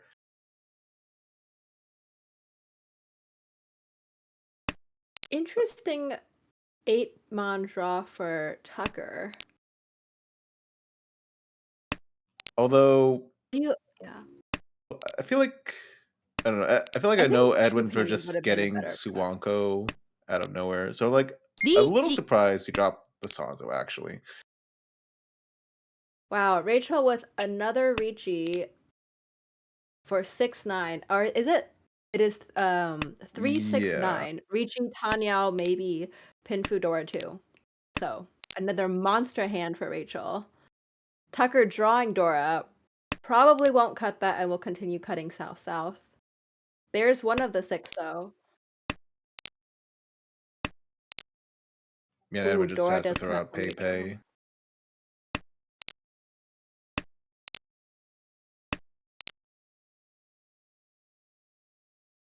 Well, Dora came out, so maybe Chumon is safe, but he does have that last south. Oh, but the Sumo for Rachel, Yasume, because of the 9, so does not get Tanya, but still gets Ricci, Sumo, Pinfu, Dora 2, no Ura, so it remains a simple Mangan. It's exactly what Rachel needs. It really, really is. Edwin maintaining his 2nd place right now, barely by not getting Cabaret. Oh. And Edwin also starting off with 4 pairs. I don't know But if not a he pair of wants Dora. to. 5th pair. There's a lot of Pinzu going on at Tucker's hand, but I don't think it's the commit to Honitsu just yet, because you have that quite nice Wait, that's 8-mon shape. 6-pin Tepai. Oh, no Yaku for Rachel. I was like, yeah, that was like not in anyone's head. I was like, that there's a lit up tile. Yeah, Potential lots of Suanko for Edwin. We see it, Tushanten. yeah, those are pretty good pawn pairs if you wanted to start pawning, but I don't really see that. Yeah, that, let's even have like no calls. That 7-mon just passed real quickly.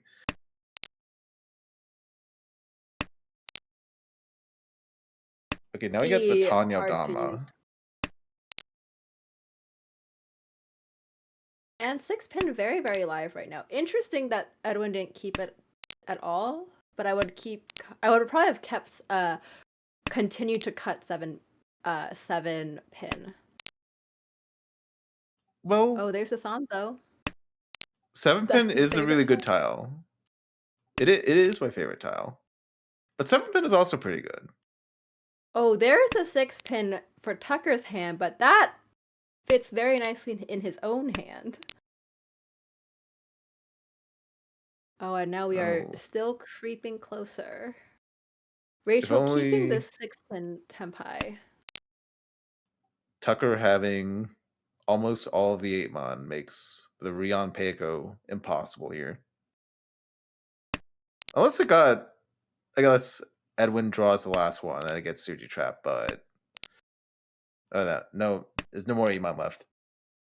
Yeah, so Tucker now also tempai on the 6-pin for Ipeiko, I believe. 1 Yeah, cheapest double run ever. Oh. Will there be any pot steal in 1-4? Or will Tucker cut 8-8-8? Oh, decides to break tempai.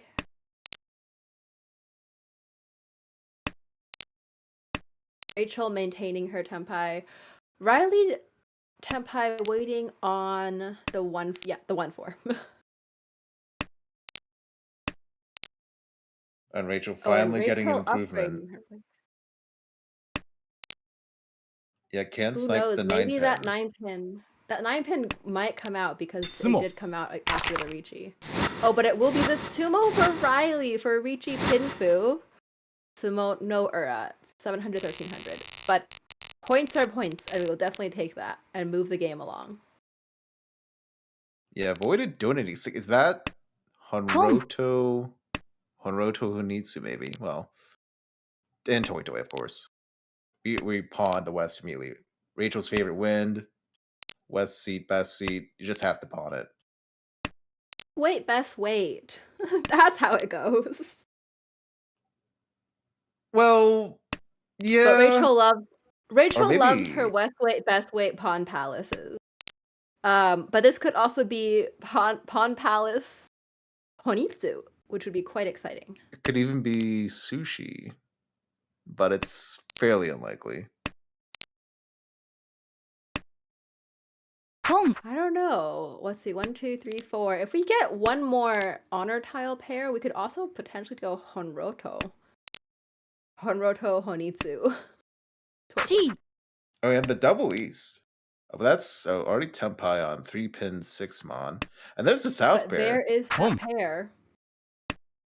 We'll keep the 7 so Each. just in case the 8 so comes out. Oh, Oh, the but there is a Ricci. chase reach. Oh, sorry, not Come. chase. There is a Ricci. Oh, and the con to break the Ipatsu. Giving Rachel 3 Dora. Oh, but Tempai had 7, so 3-mon. And Rachel throws. Go. Oh, but the 3-pin just comes out.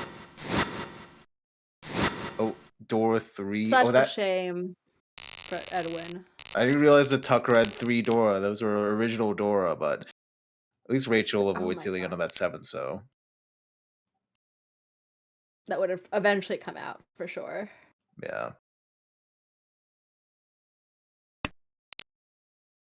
Oh, throwing out the Dora Riley first. We don't need Dora, even though 1, 2, 3 Sanchoku can be there, but we don't need it. didn't notice that was Dora. But this is Junchan potential. Junchani Peiko. Well, if we get it closed. But we could need even that Dama Tenso. that for Adama Mangan. Tucker already has an Anko of the Shun in his hand, plus 1 green dragon that he's holding on to hopefully pair up. Yeah, 1 away from 5, 6, 7 Sanchoku could take the Taki weight. Oh, but didn't believe in pay. That is very surprising from Tucker. A Sanma main, it's the best win. Remained in pay. He still has the pay. Yeah, but you threw it out. Otherwise, we'd just be Tempai already. Oh, the first turn. The first turn. I see. Yeah.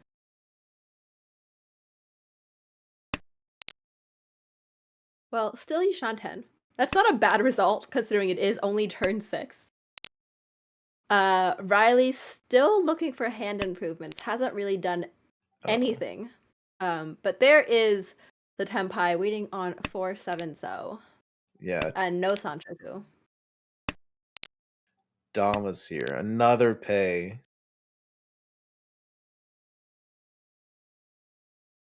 Likely that Edwin would ever cut that 4-so from that shape. Yeah, that's pretty unlikely. Yeah, looking to pawn that white dragon still and use the Don't. 2-mon as a pair. Oh, but there is the 7-so from Rachel. The Dama Chunomi Tucker. I don't well surely that second pay must have come in after. Otherwise we could have like Richi Sumo Chun, but Home.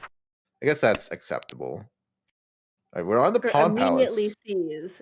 Tucker immediately sees the pair of South and was like, we're going to start calling immediately, has 4 pairs, Pawn Palace all the way. Yeah. Recognizing the mistake from the previous hand, accepting the pay on the first call. But these other 2 pairs are kind of hard to get, but we are Tenpai for the Suji Trap 3-pin for non-only, but with enough food to get 2,000 points. Dealer. Riley also cutting the 1-2 penchant for a 3-5-7 Ryankon. And Rachel getting that 3-pin, but it fits very nicely in her hand, and Rachel is also about 2 Shanten. Yeah, the 3-pin should stay in there. I mean, if the 4-mon comes out, I'm pretty sure Tucker will probably pawn that and wait on the 2 or the 1 for that toy. Don't. Right. Just takes the 2,000. From Riley. Now, Tucker is very close in standings to a promotion spot. However, many people in this B1 division have not played their last season games yet. We are still in the first week. So we don't know where that cutoff line is. But a few good games from Tucker would put him hopefully comfortably in that promotion zone. He's at plus 48, guaranteed promotion right now.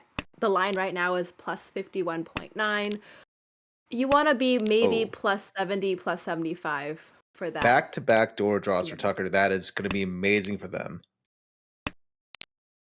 Oh, wow. And that fits so nicely in their hand as well.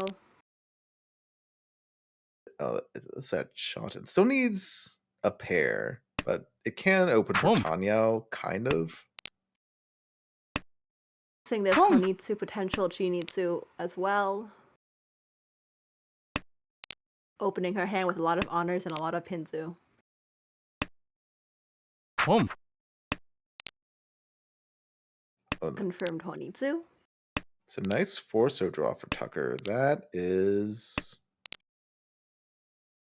Okay, now it's Ishanten. It's the East.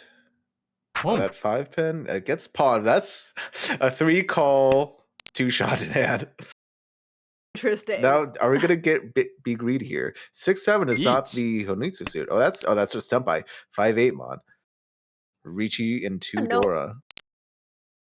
There's the 5, but could be used in Rachel's hand.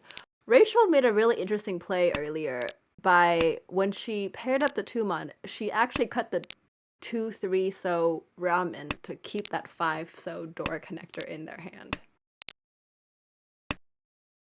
Could have had the Honitsu wait. 2-5-8. Right, but I understand. Oh, no, like 3 calls, yeah. 3 slammed. calls, you don't feel like you really have time to go back like that. Little also, did they Dora know. too, your dealer. Okay, we're slowly making our way to Tenpai over on the left here for Riley. That's Tenpai we want to call it for a Nakatanki. Doesn't call it. Does not.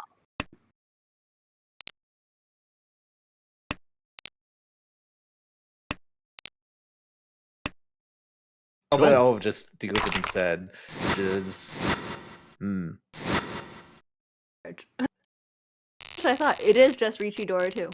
Yeah, although I'm not great at this. The Chi I think would have given Tucker the sumo,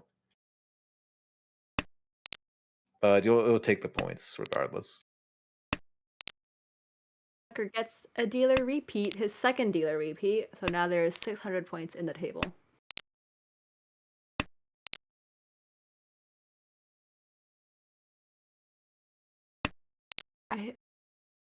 Really nice shapes over for Edwin and Rachel.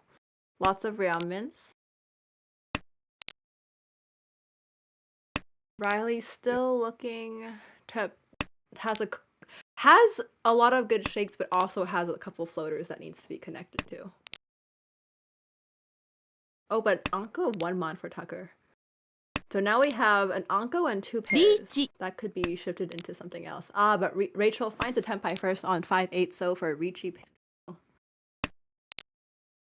Is there Dora? No Dora. Sumo. But you don't need Ah, Dora but when the you beepot Ipad sumo. When Rachel rolls high, she rolls high. Reach Ipot Sumo Pinfu for 1326, which is quite nice, considering a hand with 0 Dora. Yeah, I wonder, maybe you could shed some light. If Rachel wasn't in such danger, do you think she would have dominated that pinfu? No. Absolutely not. There was no Okay. upgrade to Dora. So, I mean, if there was a very easy upgrade to Dora, potentially. But, and we start here with an incredible high pie. Anko of the 1 so, 2 pairs already. Draws an East pair. Could easily be Pawn Palace, but it could also dream. Maybe a little bit. Just a little bit. So we This is for the throw dreamers. maybe Dora Tonki is a little bit too much of a dream, but hopefully it doesn't have to come down to that. Cut 7. That 8 so was a very good fill though for Tucker in that 6-7-9 shape. But the backfire. Although I guess we don't necessarily want the Honitsu here, although just that 7 so backfire feels bad. Con? Con, No con, not yet. but we are now Ishan 10. I don't know about this dream, but we're coming towards a point where we have to make a decision. Yeah, it is Ooh, looking a great penton fill for Rachel, and I believe this is also Ishan 10 for Rachel. Yeah, decent Ishanten. It is looking very hard. Oh, well, there's a door connector, not the one you want, but doesn't take the Ishanten con. Probably where that's the I Dama personally would Pinfu. have conned. Especially with that amount of room on second place. That makes sense. Now we con. We can fill in the Rion con. You need Surely. to con! Edwin, please con! We don't need to. Sumo. Oh my gosh. Sumo Pinfu Dora. At least it's not the sad 220 Pinfu. Okay, maybe Edwin was right. Didn't need to con. But Rachel's hand as dealer already has 2 Dora.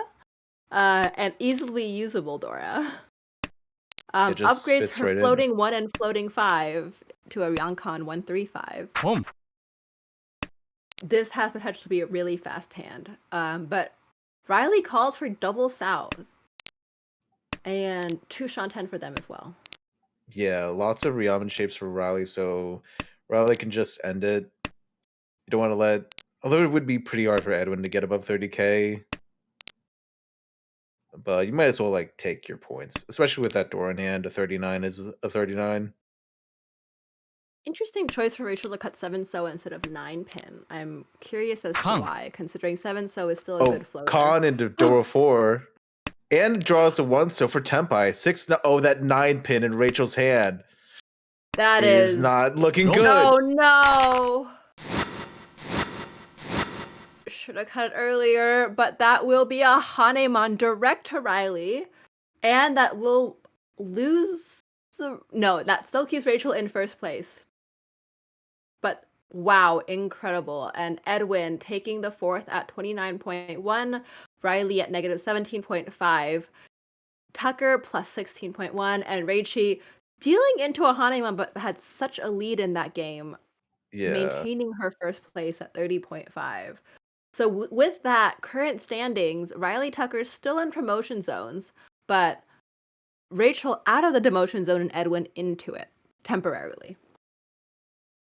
Yeah. Anything could happen to these last two games. They might switch back and forth.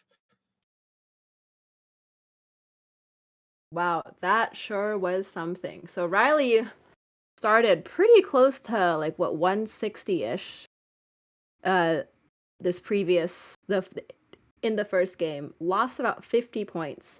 So was really hoping not to bleed anymore, and that Haneman draw or that Haneman deal in directly from Rachel pushed her up or pushed him up to third place.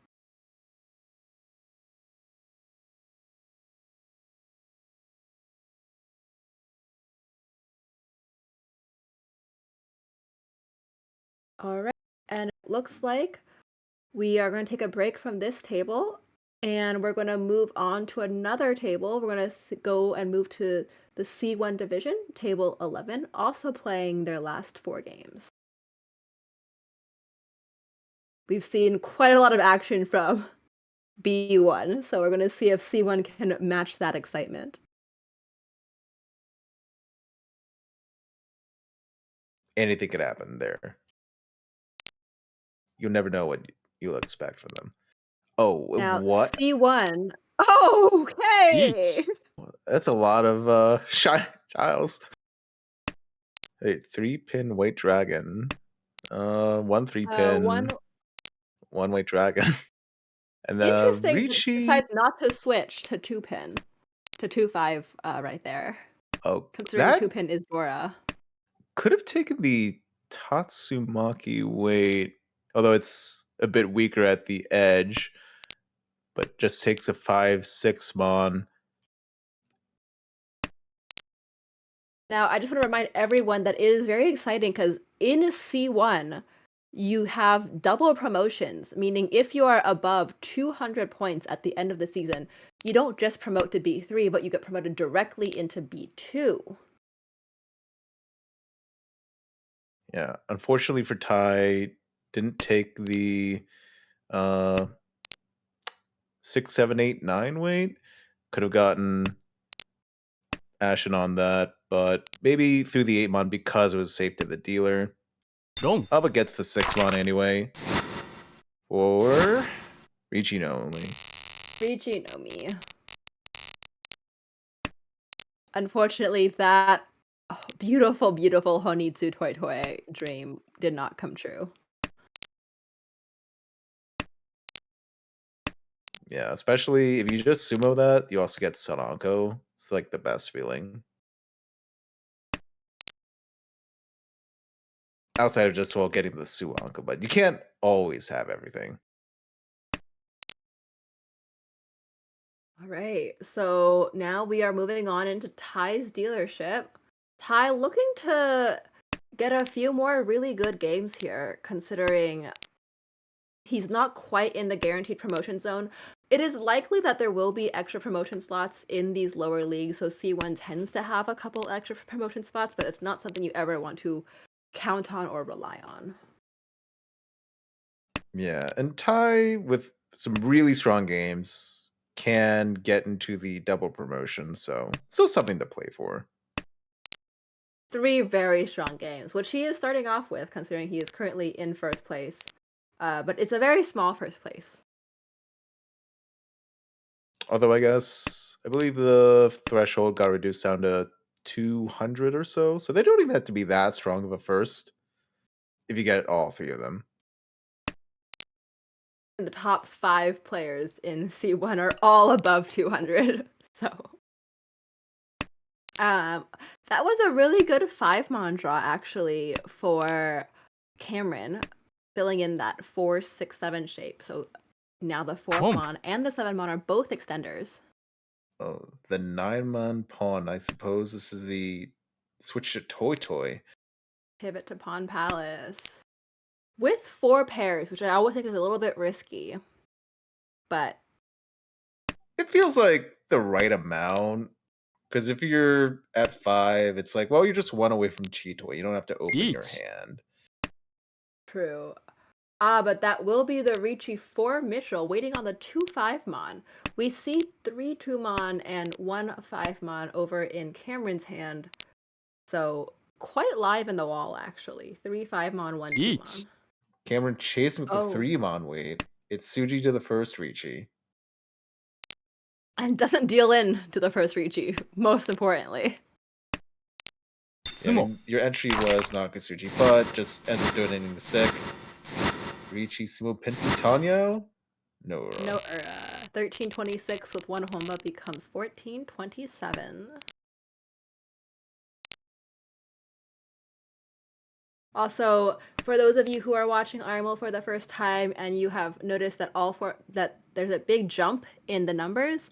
So C1 is quite a large division, and we don't quite have enough space in the little viewfinder on the side to put all these people on there. So it is currently just highlighting the top 18 as well as the 4 players who we are watching. Oh, great Dora draw for Paul. ポン However, it's not a very inspiring hand. There's lots of Kanchans. You have a pair of 9 Mon, Kanchan 5/7 Mon, 5/7/9 Ryankan, 1/3/3 pair Kanchan. I don't know. Yeah, that's not exactly what you want to see. Tai having a strong potential hand with 2 Yakuai pairs gets to the green dragon pawn. Can be a little awkward to use that Dora unless you just draw the 6-0. But the Dora pair up for Paul. But there's so many Choice Kanchans left. cutting the 3 pin. Now he has this awkward 1/3/5/7/9 quad con. Yeah, I don't like that just because you lose a lot of your Tanyao shifts. Could have easily cheated that 6 mod if we kept that 3 pin, in my opinion. Well, you have the pair of the 9 Mon, so there's a lot of work to be done with this hand. This is one of those hands where you open up and you see and you're like, I have 2 Dora, I have value, I just don't know how to extend that value. And I think with the 7 Mon draw, there's always the potential of Chitoy, but I think now he sees the benefit of potentially swapping to a Tanya hand. But it's gonna end up looking, maybe even drop that third 9 mod for man. I think it's just more efficient technically to just ポン have this 5/7/7/9 shape, but ポン I don't know. And now we pawn the door. We throw that third 9 on. We're getting rid of the Anko, but we really wish we had that 3 pin now. Ishanten for Mitchell over on the right. Okay, we get rewarded. Gets that key 6/8 Kanchan fill. Now Tenpai on the 4/7 pin. Yeah, the 7 pin just left Ty's hand, just in time. Timing is everything. Although Ty might deal on the 4, might be tempted for a flush. Although, I mean, yeah, it is. Right now, it's just just switch to East. Maybe. Just throws at the 4. Just for Tanya, but Tanya ends it all. Keeping these hands quite small. Still very easy. 1 Mangan can switch things up. So we have Mitchell's second dealership. A lot of floating tiles, but still keeping points available. A lot of Pinzu over there in Paul's hand. What do you think of that? Well, it's got the door pair. That's pretty good. It's a little, especially throwing the Sanzo. It's kind of hard to get a Tadyo keeping all these penchants and conchants, the 8/9s. I mean, it could be a 7/8/9 Sanshoku using the 6 pin as the pair, but that's a little bit far.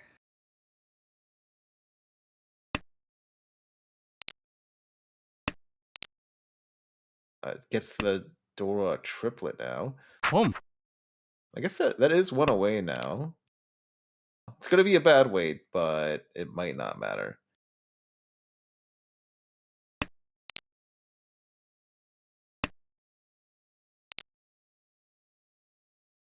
Mitchell really counting on one of these Yakuhais to pan out for him, either the White Dragon or the South. But Haku is Mochi Mochi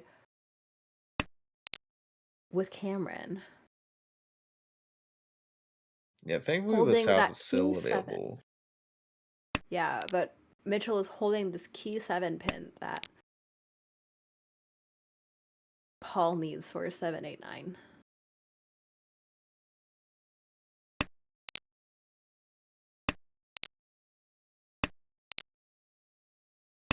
Oh, that was, I don't think that was quite Oh. Tempai.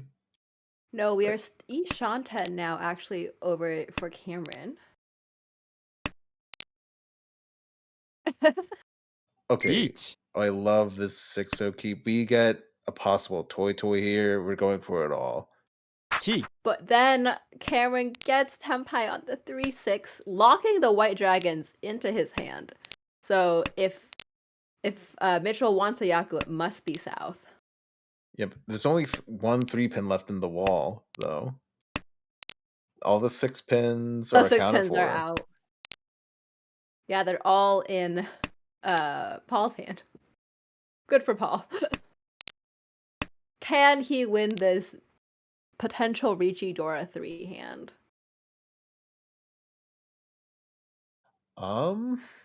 He is Ishanten. He needs a 1-4 pin or a 7 pin.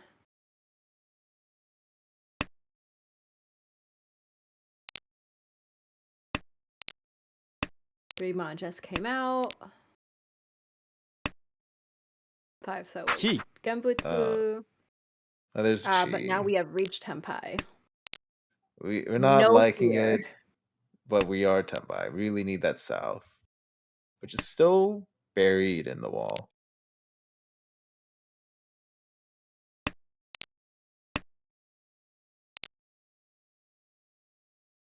But like at this point, you're like, walls? I mean, they could be. You're like wondering where are my tiles? I look like Tanya. Just deal into me. You look like Tanya. Sure. Actually, only 2 red dragons out too. There can't be that many tiles in the wall. Maybe all the winning tiles are in the dead wall. Oh, that's but there's South, the but South. it feels a little too late, especially to throw into the double South Ricci. It's Shompai. Yeah, at And cut there's the last 99. 3-pin. Oh my god. Yeah, Ricci we were still Sumo, missing the last 7P. We had that one last 3P. We had the Souths. Wow. They're all just so late. All right, and we moved to Cameron's dealership with 1 Dora and a very nice hand. But I see over there for Mitchell, an Uncle of Chun, a pair of Yakuhai North. So also a very fast hand. Yeah, and gets another pair. Could even turn into a toy. Imagine if he draws an East. That'd be crazy. That would be pretty good. But then Cameron would just draw another East. We'd have a Mochi Mochi, maybe. Yeah, Paul, really, really good shapes as well. Just filled in another Ramen. Has a floating 8-mon. Probably will use the 7-pin as a pair. Or the 8-mon as a pair if the 8-pin comes out. Waiting 3, 6, 9. There's the South. Let's keep it. But what's more likely is probably 7P is the pair and he draws something around the 7 so. 7 so attaches to a lot of things. Right now we can drop. We could drop the penchant, but we won't yet. This is a little bit awkward with the 3, 4 so. No, it's fine. We have all of our blocks. Just Gee. the Formon Kanchan is just awkward. All underblocked now. Needs one more for a head of some sort. Kang. Con? Con? Diamond Con. Okay, get yourself a Dora and the Foo Bump. Alright. Ishan 10. Where is this north? If this north has not come out of the wall yet, it's in no one's hands. Okay, so interesting that Paul decides not to Gee. pawn the 8-mon for Tanyao, but gets rewarded with the 8p Kanchan draw, so Ishan 10 for Paul now.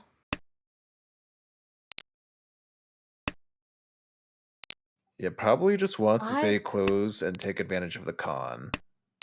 5-mon north. I bet you if north is drawn, it's gonna be dropped in a heartbeat.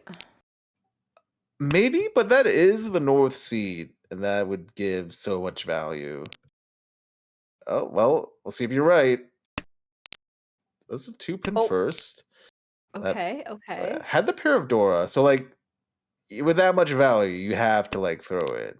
But we'll avoid dealing for now. Another 2-pin. It just depends on but Oh. why couldn't we just drop the 2-pin again? Keep dropping 2-pin. And that was Chun Pei Dora 1, I believe, for 30. Oh, definitely the Foo Bump. So I believe that moved up to 52. Boom. Yeah, it was just barely not quite to the 50 Foo Bump, but it was ended up being a good con. Really nice shapes over there for Mitchell, actually. An Uncle of the 9 with a floating 7, so you can accept a 7 or a 8p for that pair. And 4, 5, 5, 7, 9, so round con Ramen. Yeah, but it really wants to keep Oh. this floating one Dora just to like get some value somewhere, but I'm not really seeing that with like your Cameron pair also kind of Ishan 10. confirmed. But still keeping the door around. I guess you can hold on to it for a little bit. But even if you get a Parathedora, like, you're not that happy about it. Maybe you cut 7-pin, 7-pin. Each. Rewarded. Right. You must throw. Ricci. 3-6. Ricci no me. But still the first to Ricci. We are still Ishan 10 over on the left for Cameron. Any connector to the 7 would be fine. Also, Dora is safe, so he can Yeah. push at least one tile. Although Cameron just yeeted the 8-pin into the Paso, even though we could have thrown the safe Dora. Well, Cameron could easily use that Dora pair. So maybe trying to pair that up. Ooh, that 2-mon might have just saved Ty from Each. dealing in. Another With that Ricci. floating 3-pin. 1 4-pin Oh. 8-mon. Drawn the 3-mon to Tempai. Oh my gosh. Okay, Cameron finally getting rid of this one, so can't reach because he's already open. Sumo. And there's the Sumo. Reach Sumo on the 4th 1p. Just That's Ricci it, just Sumo. reach Sumo. But he gets a Ricci stick, so that's what matters. Yeah, still in last place, but we have the powerful all last dealership position. Some good foundations for the hand, but needs a bit of work there. Could look for an Itsu and with the Dora to get some value. Yeah, we have one completed shape for Tai with a pair of Haku. You Ooh, know, yeah. a lot of hands have potential, but they still need to be worked on. Nothing is like immediately finished, except Tai does have. Well, now Tai's hand looks great because he has a pair of South, pair of Haku, pair of Dora, and a finished shape. So Yeah, paired up the South before it was thrown by the dealer. Pump. Ooh, but keeping this penchant, just to throw it away. Pump. Okay. Doesn't we're still here. Right, 3-6 I pin. think 3-6. Easy, easy. Who wants a Huh. 7-so penchant anyways? Well, we see 3 of the 6 pins, so there's only 1 left in the wall. Right. Although that 7-0 penchant would have won, and it's like I don't know if you want to like be on this final weight. Because who's gonna throw Oh. 3-6 pin, right? Especially the 3. Well, there's one of the 3s that's now being kept in Cameron's hand.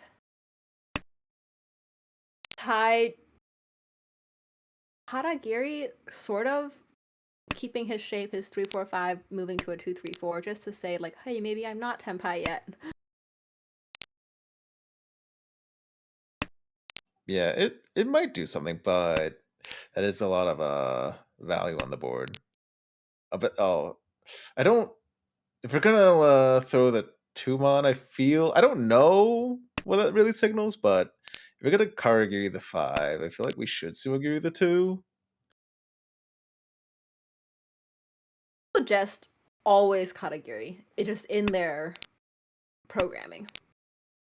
Oh, very interesting. Actually, so Cameron kept that 7 pin, which means if an 8 pin is drawn, the 6 pin might be discarded.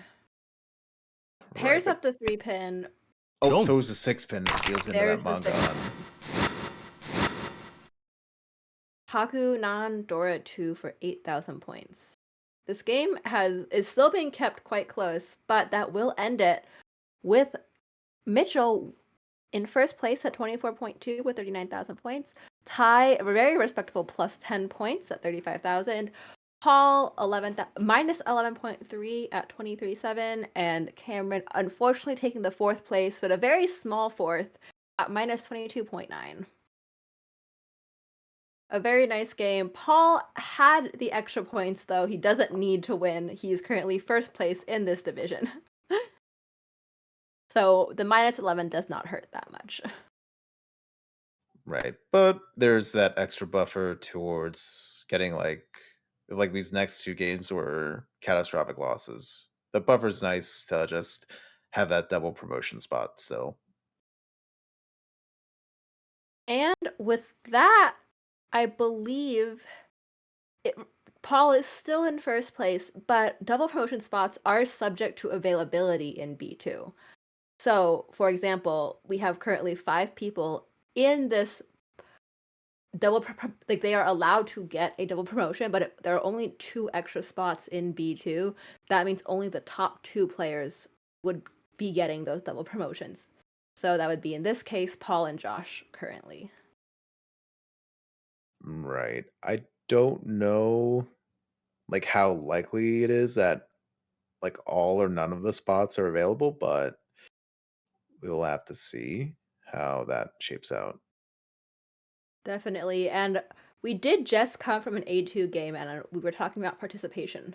And this overall, there's a lot of people with participations in the 50s, but quite a few people in the 60s, including Mitchell, who we just watched win that previous round, and Zach over on the bottom here at 24, which is not the bottom of the league, just the bottom of what this page can show, at a almost 85% participation rate. That must be one of the highest in the league. Yeah, I feel like I haven't seen those games, but I feel like that there just has to be a lot of like cheese breaky pots who just for almost fun. It's I don't know. I guess technically you could always like randomly cheat at some point if you really want to like farm participation or something. But I don't know what is that play style to open up Is that much. is there a play style where you cheat randomly just to farm participation points? Well, it's something you could do. It's like probably not advisable, but sometimes you might just sense that someone's gonna sumo, and then you just take the chi just to prevent the sumo. But it makes someone Yeah. else deal in. Another note here about the C1 league is look at your Ricci rate at like 20%, where at in some of the other leagues you have a high of like 40% Ricci. So 40% Ricci? I think I I saw feel like someone there. It's high. That is very, very high. But you were seeing some at like 10 to 13 as well here. All Okay, right. and we are now continuing with the same 4 players we saw last time. Paul still in his first place spot, trying to guarantee this double promotion by winning the league. Ty aiming for this guaranteed promotion. All he needs is like maybe plus 50 in the next 2 games. Can he do it? Yeah. Mitchell with this great Dora pair. I don't know if I agree with the 1-pin drop. Because that was one away. A good one if we draw another 6-pin or a 9-pin. But I guess maybe Maybe just Mitchell was autopiloting for thinking Tanya. Tanyao. Yeah. Yeah. But The 1-pin like, is a little sad though. I don't know. The 7 so just feels like it's, especially having thrown the 9 so already, it's just really hard to use. It's a beautiful draw. Now we can wait 6-9 with the 6-pin being Ipeko. Although all the 6s can be seen, so it would have to deal out of someone else's hand. Yeah, now we could Oh, but there Ricci it if we is. want to throw the Dora. But do we want to throw the Dora? I guess guess apparently not. And if we didn't want to throw the Dora, then why are we keeping the 7 so, right? I could toss 7, so we tossed Pump. 1-pin. Pawn C8 for I 6-pin. like this is 58, but we could have also just had 58 with a good weight, although 2 of the 9-pins already gone. We just threw the Dora. It's like, yeah, we don't want to give up the Dora for someone to pawn, but how likely is that? It was pretty early. Dealer Con. Ricci, so I feel Con? like there's benefit. Okay, con to get more Dora. Sure. But Each. let's just draw that. And you can't even draw that. All the 6-pin are in other players' hands. That would change your weight to a 7-pin, but that's not much better. Because, Mitchell doesn't know that all the 6-pins are in other people's hands. Pump. Yeah, at I least almost kind of like the play of keeping that 8-pin and dropping 6-0, 6-0 to go for this flush value. Because, yeah, this is 3 Han, but you could have 5 Han. yeah, but I mean, especially with the Ricci and this call on the board, we can't. And throw there's the Tempai. Dora. There's Tempai for Cameron. Decides not to take it. Oh, already Tempai. Did change his Yeah. Tempai. 5-8. Yeah, the 8's already Oh, dead. God. There's 5-pin. Probably won't come out. I guess technically it could.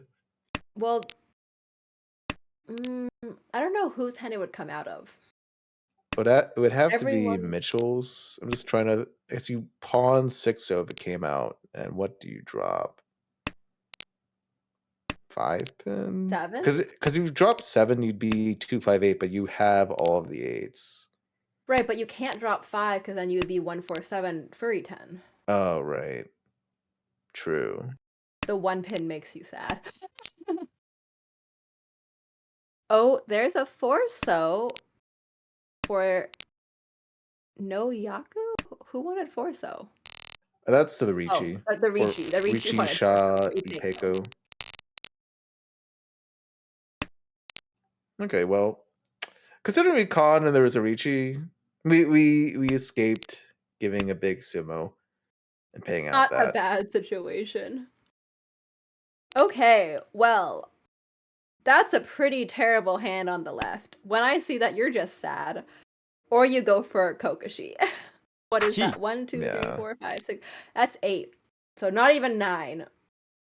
But you don't even have any. Like, you have a pretty good shape in the Manzu. Maybe you float Manzu Honitsu.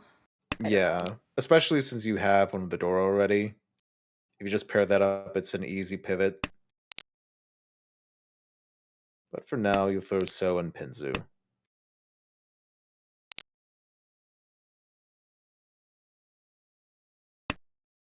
Pump. Gets the tune just in time and will call it. Committing to this Manzu. Well, it doesn't need to be a Manzu Honitsu anymore since he has that Yaku High. It doesn't Still need to holding. be, but what else are we going to do with this hand?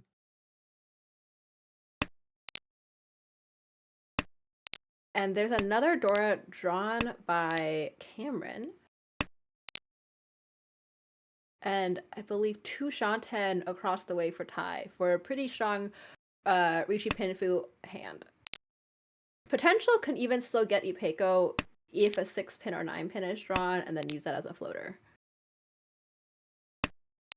Right. Nice draw for... Oh, who is this? Mitchell? Yeah, it's Yeet. still a little And there iffy, though.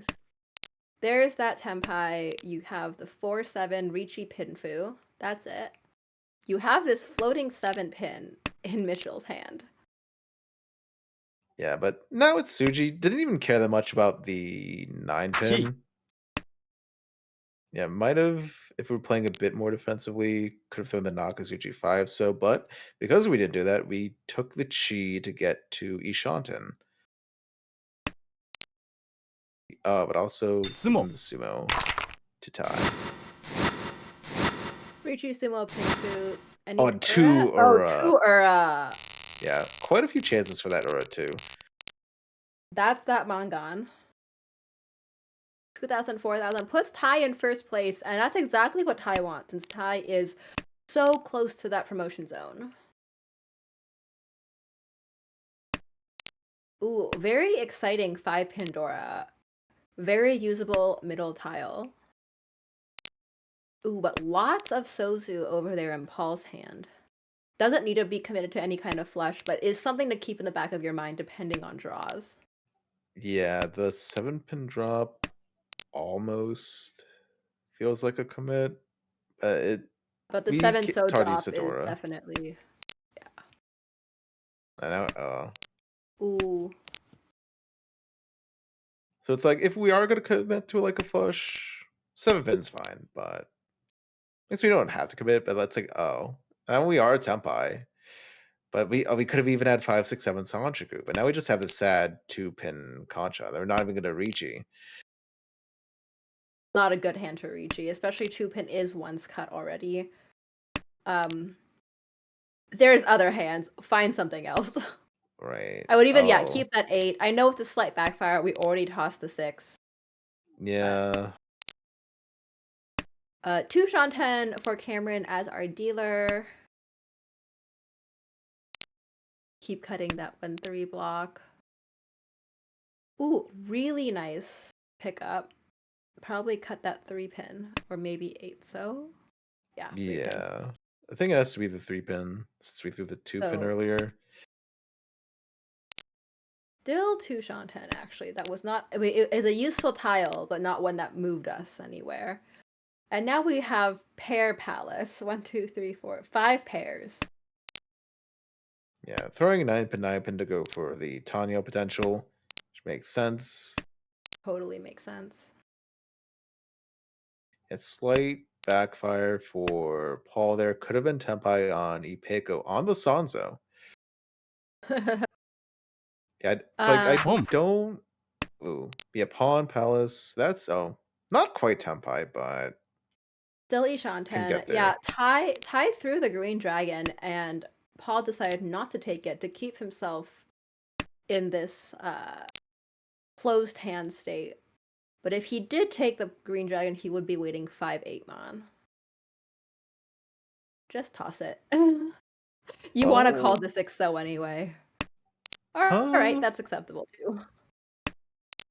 Actually, with the 8-mon pawn, I don't know if that was before or after. I guess the 5-8 so would be preferable, especially since it's like a Sotogawa trap there. Oh, and now we draw the Dora as the dealer. We already shot it, but drawing the Dora that's Shampai this late, such a usable one. It feels very Yeet. awkward. There's finally the Ricci in Oh, and 5. there's the Ricci Oh, upgrade. It's how 5-8 many? green dragon. Yeah, All 5's the 8s are dead. out. So we're just left with 1 green dragon in the wall. Right. Who draws it? But it just comes right out because of the Sotogawa. Oh, And this is Tuhan. Not that bad of a dealing. wild. I completely missed if that was Ipatsu or not.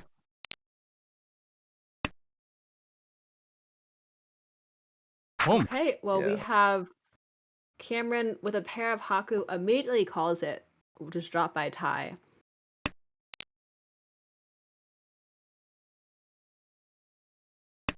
Yeah, could be a toy even, but those are pretty hard pairs to pawn.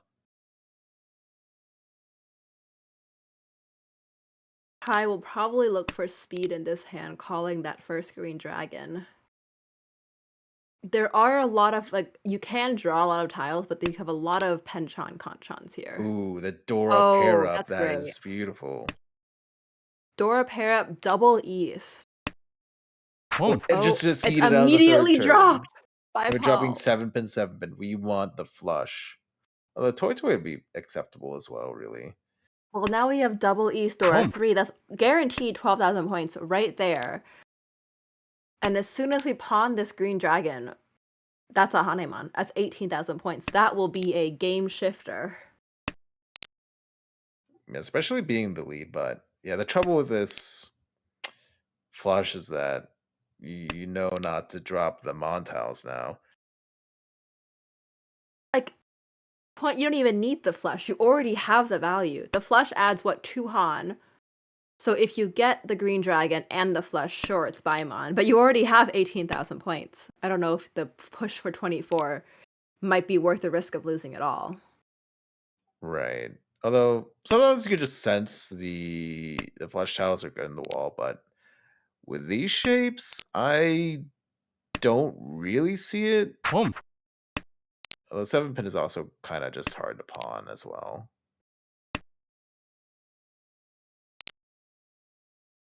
You could go either way here, really. So that's one Forso Tempai. Forso might just come out because it's safe to the deal of the open Mongon. Or, yeah, it's Boom. also because we can't use it.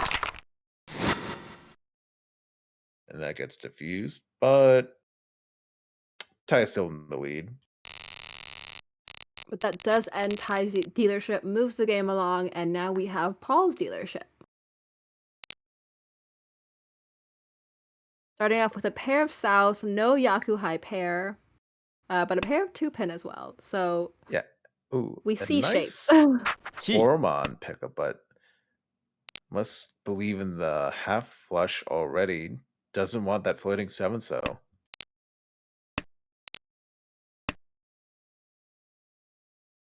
I now Chi. totally see how Mitchell achieved his 85% participation rate. I think he has called every hand this game.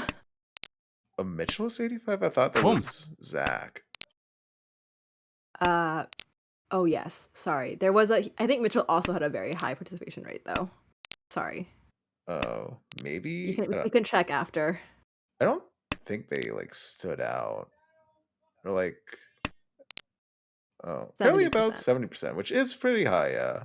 Chi. I remembered seeing that 80 and I thought there was nothing like above like 60, but so I was mistaken. And we can even pawn pay here.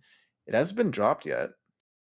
Oh, that's yep. You might as well take that Noyaku Tempai. We'll just pawn or just Saki give me the 5, and then that also makes sense. We can pawn Greed Dragon and be Dorotanki Tempai.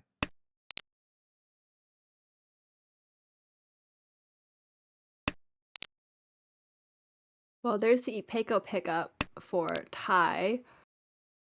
Still Ishanten, but if he draws the force, it would be on a really great 2, 4, 5 pin 3-sided weight.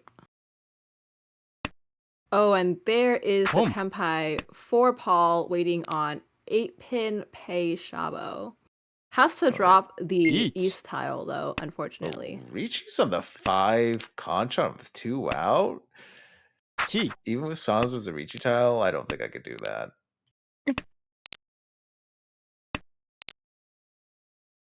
It's We know Richi, Paul is pushing Tongao. because this is Boom. just Oh, Bakahon, I believe. there's that Hatsu pawn for the Dorotanki Tempai. This is the only one on the board. It's gonna be disastrous for Tai if he draws it.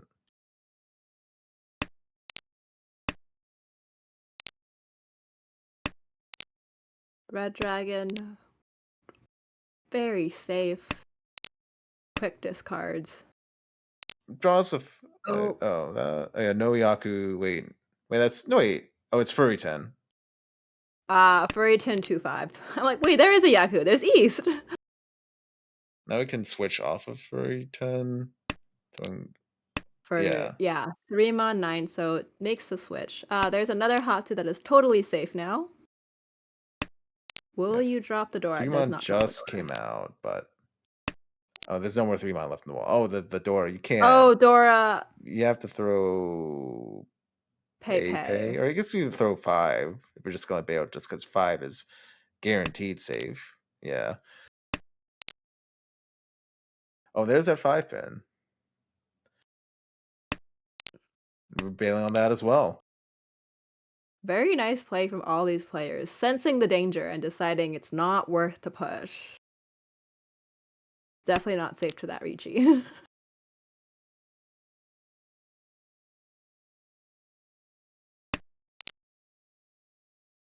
Oh, gets back into Tempai. Try another 9, so yep, now Tempai for 3-6. Will he get one later on? Sumo. Oh, the now Doratagi Pei. gets a sumo. Excellent. Hatsudora 2, 1,000, 2,000. And now we have moved on to South 1, back to Paul's dealership. Nice round mins, finished shape, we have a pair. I think if I saw this hand as a dealer, I'd be quite happy. Ooh, but very nice 8-so pickup for Cameron, filling that 7-9 Kanchan. Unfortunately, there's still a lot of floating honor tiles, but you can just start getting rid of those slowly. Right. Could even pivot to a Junchan or a Chanta. Yeah, especially with the East being Dora. That would be pretty good, although it was already thrown out once early. But some people have faith. Oh, but they should draws it immediately. Since we're in South, that would have been a Pinfu pair as well. Oh. Sometimes it doesn't pay to get rid of these floating tiles, but I am curious if they just don't realize that it is Dora. Maybe it's like the hand shape seems like kind of good enough that maybe you could like think, oh, I want to throw this out before it gets paired up. But with the amount of Pinzu, it's also like I could also just make a Pinzu flush with the Dora, maybe. But you never know. Double South call. Odama no Yaku on 4 so. Maybe waiting to see if the Itsu shift could be possible. Right. There's the 4-so. Doesn't come And out. that Itsu But shift there's the is Itsu there. shift. Now waiting on 4-so. Oh, and a chasing Ricci on the Sanzo, which just came out. Well, so did the 4-so, but I guess it's also Right. 4-7. So, oh my gosh. Yeah, I mean, well, the Sanzo was at least safe to one of the Riccis. So it's 3-so versus 4-so versus 1 mon 9 pin Shavo. Oh, there's the Sanzo. Just came out.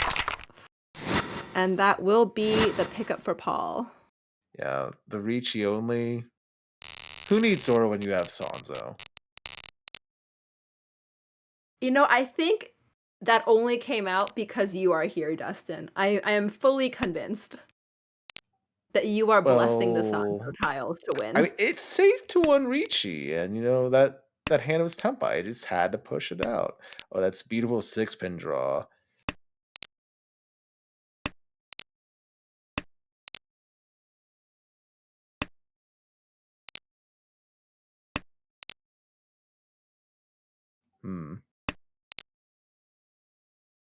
Tie. Might be looking for a Tanya, man. It feels a little weird just seeing that all those 3s in there for some reason. It could just easily be a pair. We could just draw the 5 on for a Tanya. Doesn't want to cheat I like that. having that 2-3-3-4, because then now we can maybe have a 2-3-4 or 3-4-5 Ipeco chance in the Pinzu shape. Yeah. Ryangkan upgrade, we have 6 blocks. I think 9 pin, yeah, to make that shift for potential Tanyao. Yeah, potential Tanya, potential 234 Sanjuku. Ooh, potential Tanyao. I like this 234 Sanchoku angle. You can, if you get the 3 mon, you can Richi on the Richi Pinfu, and then your Takame is huge. Right. Although, let's see, all the 4 mon are already in other people's hands. リーチ Oh, there's Ricci, Tanya, potential Ipeko On the for 5 Tai. pin. Yeah, 2-5.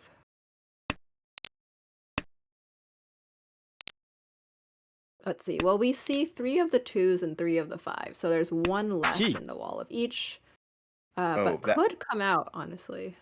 the Sanzo That Chi. I mean, might it have been is a good tile, but it doesn't really advance our hand. リーチ Yeah, it might have I been think a it's probably misclick, a misclick. and that misclick does give the 10 pi to Paul on 1 pin. Oh, but that's dead, and 6 pin. That's a bold Shabo to take. But there is 1 6-pin left in the wall. Yes.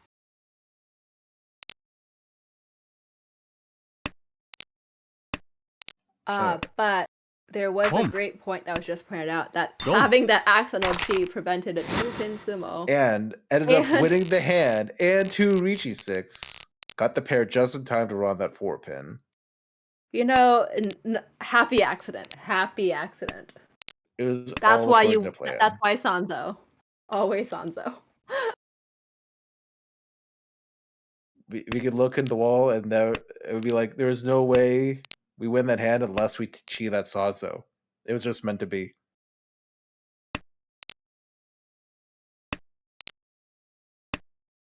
ポン I guess it kind of was because that chi did get rid of that 2-pin sumo.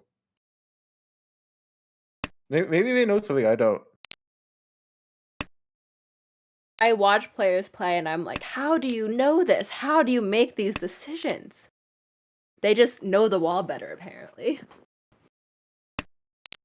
Very fun hand for Cameron as dealer right now. Gave up that 8-9 penchant because he wants to go for something else, and I totally believe this. I love this, like, 7-8 so 2 so, because the 7-8 can still be some kind of Ipeko, could be San on Go. ポン I want this Right. hand to play out. Well, if I was playing this hand, I really would have wanted those 8 mons around the 8 pin for the 8 Doko, but it might just be a trap. Yeah, definitely 5-pin here. Ooh, nice 1-4-7 weight So over there for Paul with that 4-so pickup. it's a lot of so. I wouldn't hate just throwing the 5-7 Yeet. bad shape to see where the so's take us, but But we get to Tenpai for Rishi Pinfu on the 1-4, potential Tanya on the 4, except all the 4s are locked into Gee. Mitchell's hand, who is now Tenpai on Sanzo. You know it, you love it. It's only because Dustin is here we are seeing so much Sanzo action. it's a really good tile. カン I'll draw us Ah. a con. And the Rinshan! Rinshan Haku. Only This because is the Sanzo blessing. What is this? we had This the is con so there. good. And you know what? It would have gone Tile. if was that, yeah, if Mitchell didn't have 6-pin as his pair in that shape and he drew the 4-6-pin, and he would have conned it and drawn the Sanzo. But no, had to But go at to the one least who there's wanted no it. Rinshan. At least there's If no that happened. Rinshan. Oh, okay. This Okay, headless already Ishan 10. Ryanman. Yeah, it's very. Huh. All right, so let's say you draw a 3, 6, or 9 mon. Which one do you cut? Well, obviously Do not what? Sanzo. In fact, we're gonna reach you at Sazotanki right here. Even though we have the Are we Super doing this Trap again? 2, we just have to. We're Dama on He the didn't Super believe you. Trap. Ty didn't believe you. I mean, yeah. One away from the 456 Sanchoku as well, so good reason to Dama there. They Besides already just have a getting Yaku. They like have extra Tanyo. Yaku. Kang. Yeah. A Khan, Ooh, double White Khan. Dragon Dora, but they're nowhere to be found yet. If we just draw I that think White Dragon, I mean, we Shaw, slam. Tonki, Slam? Yeah. Shad Honky. All right. Especially West with wait, the best extra wait. indicator. You want this double Ura chance. Yeah, No green dragon Ponta Reiki pot. And is Sumo. rewarded by killing that 3-star Pentra. But the sumo, the pot sumo. it is the West best wait, best way. way. Richi pot sumo, no Ura. But it's still pretty good. Yeah.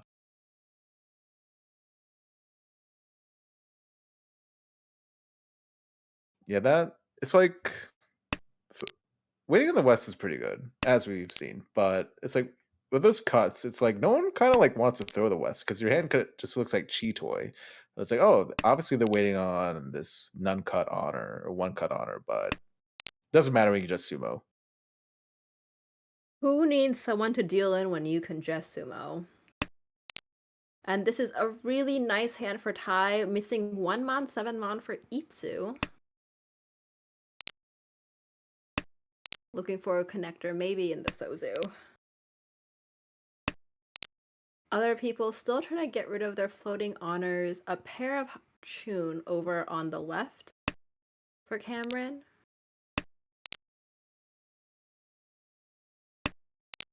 Ooh, very nice Sozu. Now we can look at some kind of 3, 4, 5, 4, 5, 6 Sanshoku potential.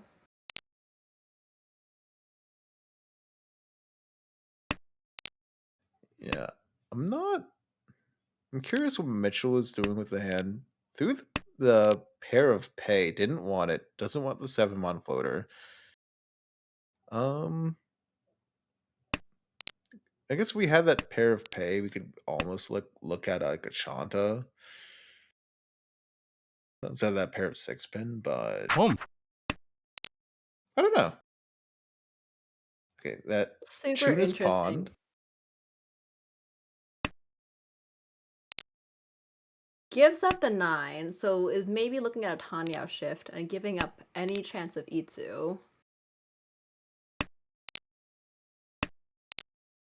Yeah, who needs Nice 3, 4, Itsu? 5. Yeah, when we have 3, 4, 5 Sanchoku. Yes, and now we are Ishanten. Each. 3, 4, 5 Sanchoku. Yeah.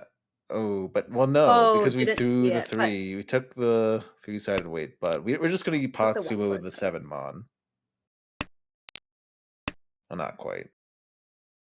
Well, so it would have been 1, 4. Now it's 1, 4, 7.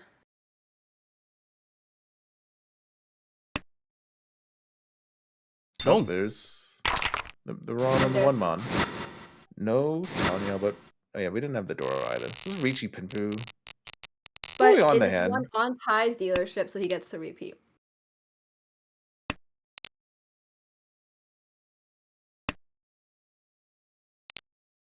One on that 3, 4, 5, but it's okay. Wanted the wider acceptance.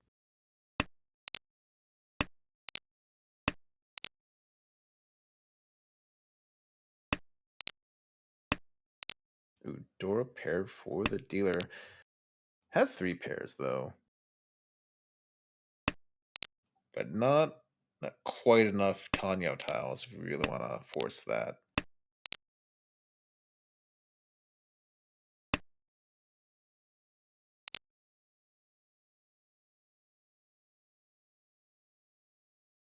And that's Cameron with a 5th pair now.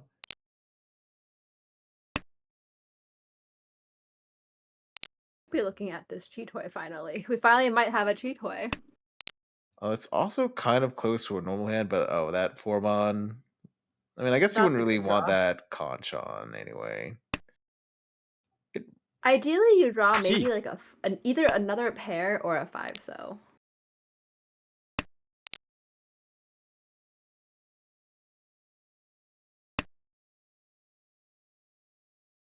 Almost leave Heiko though, also for Cameron.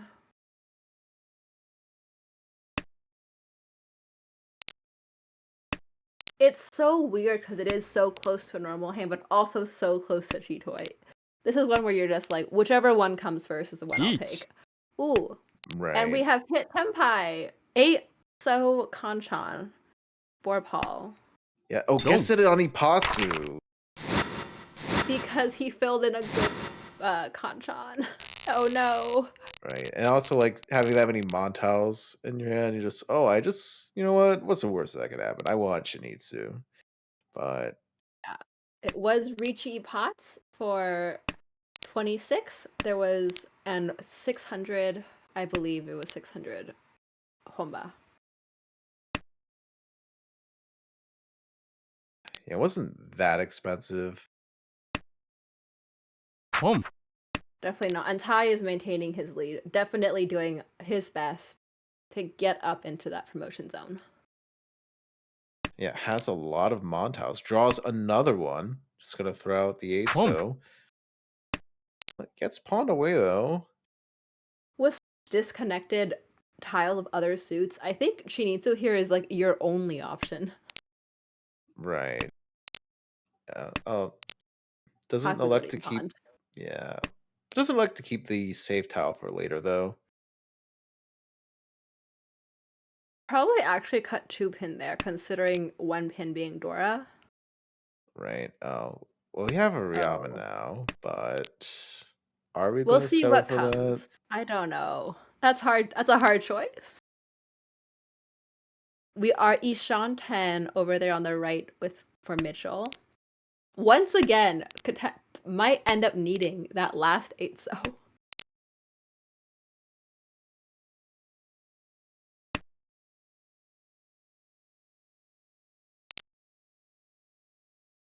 Can take the 9-1 chi, but doesn't really help that much.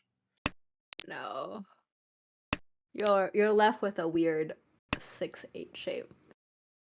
Oh, And progress for dealer. actually, the chi for C. Surely. Tenpai, right? Yeah. 5-6-8, Five, so six, Tenpai. eight.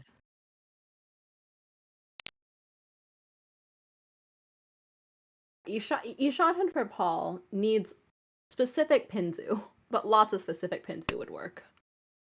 Go. Oh, and there's another Epot. Oh wait, Oh, not not reaching. quite. Yeah. Just the 140. Epot's when he got Tenpai is what I mean. Right. But And that ends the is game. I And forgot that's we were in South incredible. 4. That was so fast. I didn't realize that was South 4 either. And that actually means with that 140 deal in, or with that 140 hand, that means no one ended up making it to 30,000 points. So Tai, the big winner, gets to take home 5 extra points, period, with leading him to 32.6, with Mitchell taking negative 2.2, very small second.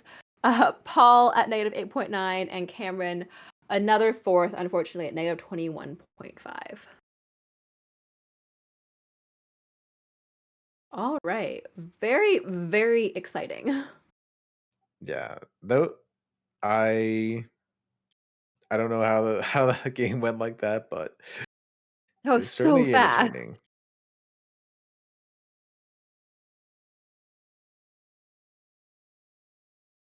And they'll be playing their last game of the season in a few minutes. And we will take a quick break.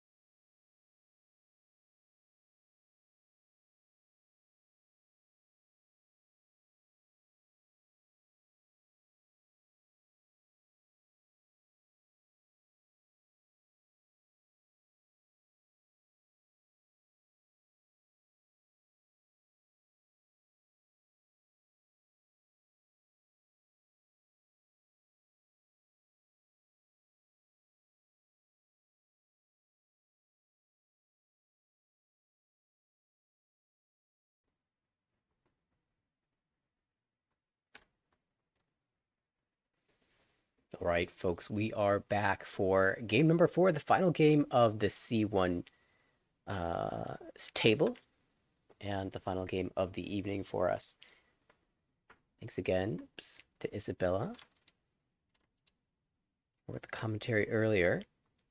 I'll be taking over for the final game alongside Dustin, and there's some very interesting things at stake in this game. In the standings, we can see Ty and Paul in the Paul in the guaranteed promotion spot, angling for that double promotion. He just has to not lose 80.6 points. More than that should be achievable. And for Ty, a chance at jumping into the double promotion zone if he can win 18 points, 17.8 points, which is achievable with a first place at 32,800 or a second place.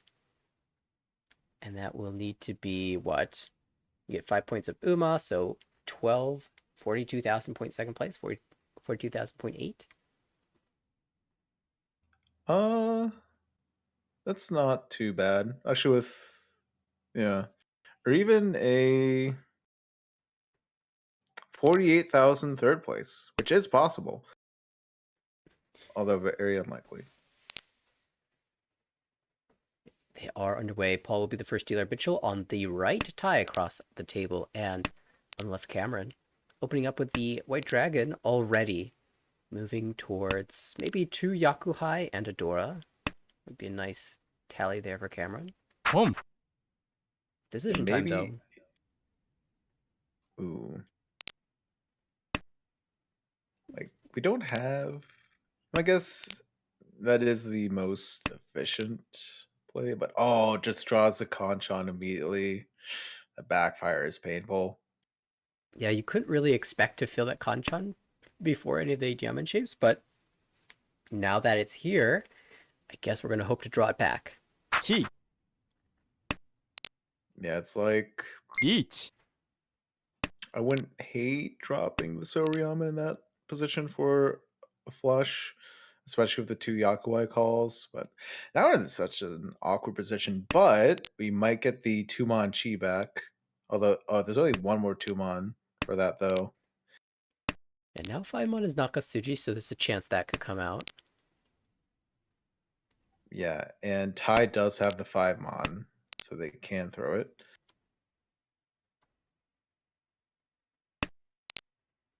Tai paying very careful defense here. East first, and maybe the 5-mon to come out later. Do we call for Tanyao? Yes. In that case, you might not even throw the 5-mon. Yeah, I'm thinking that Tai's going to aim for Tanyao Dora 1. That'll be a pawn for Tempai. Potentially. Chi. Oh, the Chi. Yes, yeah, Mawashi in a Chi. way. Yeah, the Yeah, 5 does come out, but in the meantime, Cameron had cut away from the 1-pin pair, so not Tempai just yet. Boom. There's the And there's Tempai. that pawn. Yeah, that 5-pin Conchon. Still 2 more on the wall. Yeah, I was a little surprised. Cameron backed away on the hots, even though it was safe to the Ricci at least. I think Could be that's tub by the 2 Showside 5s being though greed, now. but Oh, I guess so. But it's a little too much. Especially with the Ricci on the board. That 5-pin Conchon Sumo does come in. that will be Mitchell getting off to the good start now. 34K in the dealership now. Single door in hand, not the best shapes. We'll see how it improves in the near future. For tying the right, potentially Tanyo, or just draw better shapes and get a Ricci down. Same across the table for Cameron, although the west wind is door for Cameron, so we'll see if they hold on to it a little bit longer. On the left, east pair for Paul. Could use a second Sanzo. Yeah, the 5 so is acceptable though.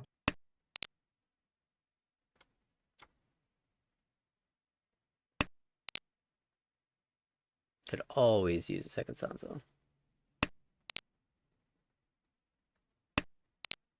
first door comes out from the dealer. Makes sense. Approaching Tempai, the shapes aren't strong enough where you want to sacrifice any efficiency. Hello, second Sanzo. There's a second Sanso, but the 5/7 mon shape is not great. It can improve, but it hasn't yet improved.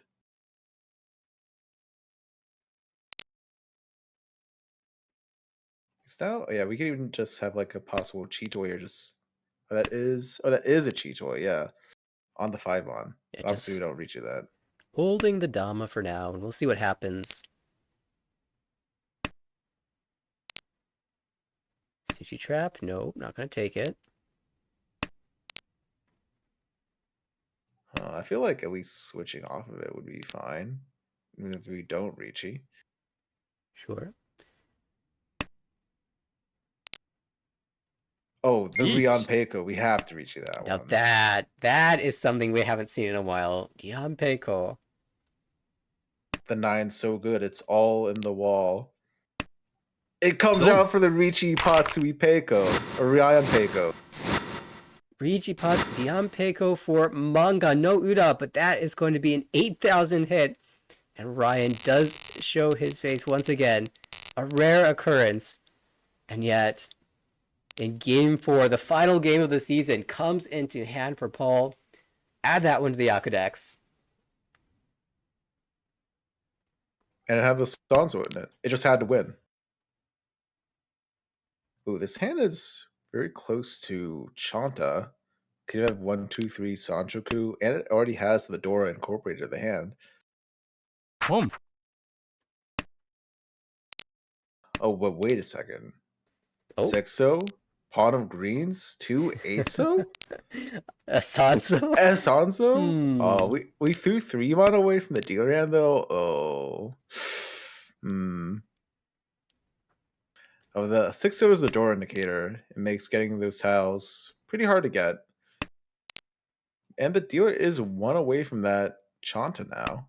Chanta Ipeiko as dealer would be fantastic with the Dora. That's a closed Mangan. But I feel like those Sanzos. I guess unless the 3, 3, 4, 6-0 goes down to 3, 4 so, the Sanzos aren't really coming out. Yeah, it's. I guess the world where that happens is maybe a 3-mon draw. Chi.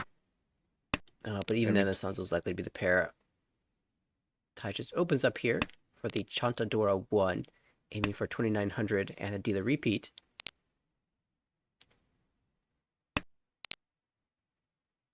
I guess the Sanzo might come out of Cameron's hand, but we need a lot of draws since we're angling for this flush. Yeah, particularly one so Pon might encourage the Sanzo to come out at a later point. Chi.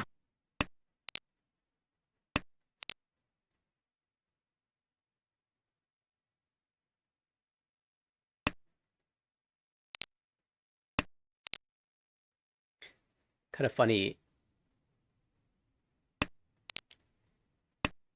There was a pass on the 5, rather the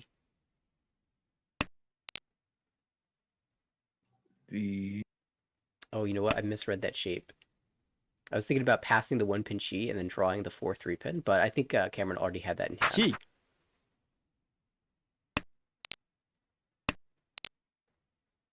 In the meantime, Cameron is holding on onto the Hatsu. No con yet. Yeah, I respect it. It's a little too far away to Tempai to call that con with 3 floating honors in there.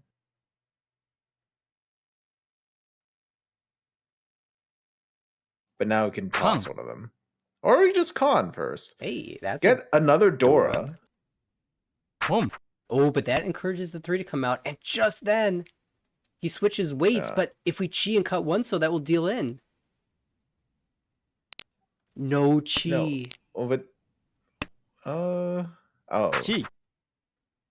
Let's look at the wrong player. It's like, how is that gonna deal? Oh, that yeah. And South paired up. Yeah, 1 so feels like a locked in pair. And we'll end up feeding the Tempai if we switch off of the 1 so, which I feel like we kind of have to if we actually get something. Oh, wow. Gets the South Uncle as well. So we're at Yakuhai, Honitsu, Dora 2, waiting 6-9 so. No more 6 so left. 9 so is 1 left in the wall. 1 Oh. 9? Is safe to the Rishi, but do we really want to go to that? Rishi gets the posse with the 3 door from the con. No Ura though. And that will be a Mongon going to Paul. Watching, I think this is one of my first times getting a chance to watch Paul play. It's very straightforward. Draw to Tempai, slam Arichi. And it's been working out absolutely fantastic. We've seen him pass a lot of calls over the course of this series. 1 To aim for that Richi. Speaking of which... Turn 2 Richi doesn't wait 1 turn for the Itsu? It's right there. Okay, maybe it's not. Yeah, it does feel like there are a number of upgrades in his hand. The 4-pin Dora will give you Itsu chance as well. The 6-pin for Ipeko and Pinshu. The benefit of, if you just draw the 8-pin, you can Fudi-10 reach. Yeah. Oh, we didn't call the Haku, which is fair as... Yeah, throwing it away, actually. Doesn't want to throw 5, so... A little sus of the 6-0 Richi tile, but it's a turn 2 Richi. What exactly you're going to do? Yeah, passing is fair, and if you pass, you're very likely to just cut away from it, so... Even then, still really interesting shapes. Ishan 10 for dealer.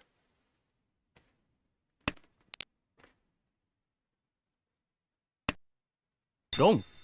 Open just comes out. Just the Richi only, so dealership passes. We're quickly into the south round. This table has been going quickly.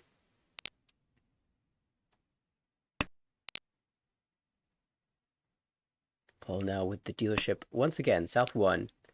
Oh, beautiful 6-0 draw.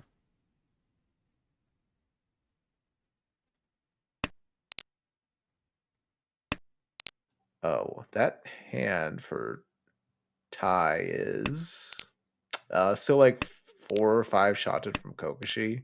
Yeah, 4 Shanten. That's... Imagine getting 4 perfect draws for Kokoshi. Think about how happy you would be. Right, but if only those perfect draws happen that often. Keep in mind, Tai doesn't really have that much to lose here. Might as well go for the glory because he wants a first place. And the best way to get first place is to win a Yakuman. Yeah, it's just like getting that hand. At least you're not the dealer with that. Because then there's like no way you're going to keep your dealership or something like that. Ooh. It's another tile drawn. 2 perfect draws. All right, what do we need? They're all honor tiles. They're both dragons, and then any pair. Chun, only one of those left. And Cameron is thinking about flush here. Yeah, you could take the chi, I guess. Gets rewarded with another pin tile by not taking it, though.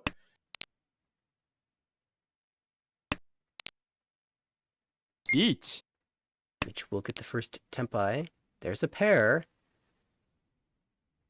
Tuso doesn't seem so bad. Oh, doesn't take the pair. Yeah. Wants to get through Ipatsu first, maybe, believing that pairs are easy to find.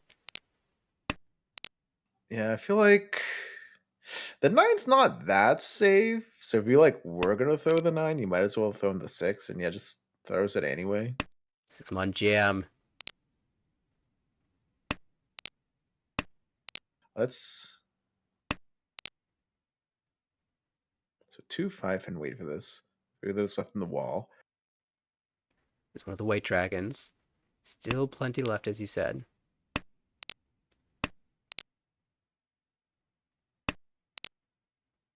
If Tai draws perfectly Chun into Haku, he will be 13-sided Fudi 10 Kokushi Tenpai. Yeah, and then you can just sumo. And then you can just sumo. And that, most importantly, brings the far ahead first place down. Ooh, that's a big draw. A huge draw. 8 so cut will be Sanchoku take? possibility. Especially for like safety. Yeah, it just has to be 8, so. That's the last of the Pon. tune. And Pon called, so Tai knows his hand is dead. Yeah, not quite Tempai yet, but Dora pair for Cameron. So I can just end up just the sumo for the dealer though. Oh, it's the cheap side, but you know what? Against Arichi in an open hand, you definitely take it.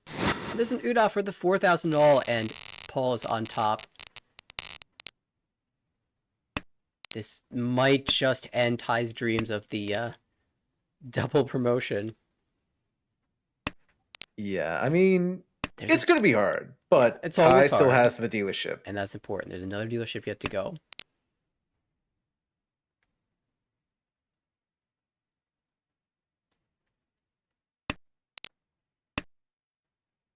Pon. Mitchell opening up once again. White Dragon. Probably just that, unless we can draw towards Adora. Dealer's hand looking pretty fantastic. Ty doing okay across the table. The Mon shape is missing a couple critical tiles. 3 Mon, 6 Mon. It's hard to draw anything else in that line that will improve the shape outside of those 2 tiles.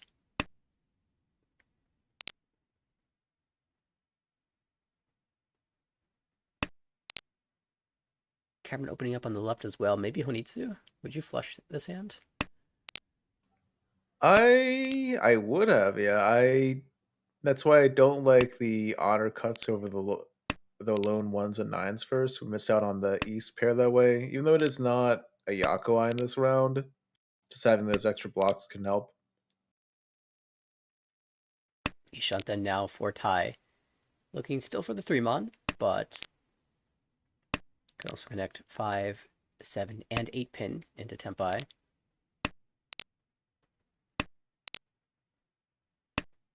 I might even float that 2 pin over the 7 pin. We lose 1 Mon and 7 pin as Tausa acceptance, but we gain the 3 pin for potential Pon. Sanchoku shifts.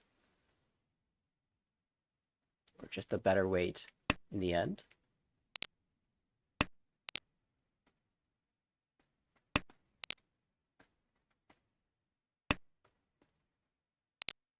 Now, Mitchell has called away the 3-pin pair, so he has to find a pair somewhere else. However, ideally you would draw a 5-pin or 7-pin to get that pair.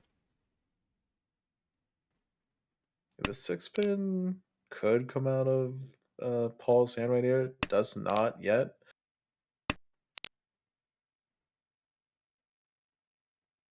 Still gets the 4-pin into Tempai. So this is a slightly more efficient Ishanten, I think, because the 1-pin had come out so much.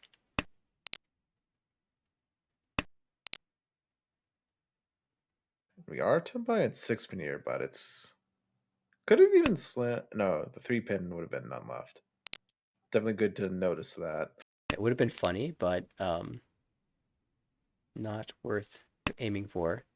4-mon, 4-mon comes out, so we will see the shift into the flush. Oh, throws. It wants Tanya. Could have taken the 5-8 pin. Yeah, it would have been Richie Pinfu, but he wants Tanyao E Peiko. Or Tudora. Each. Now we'll go for the 5-8 pin.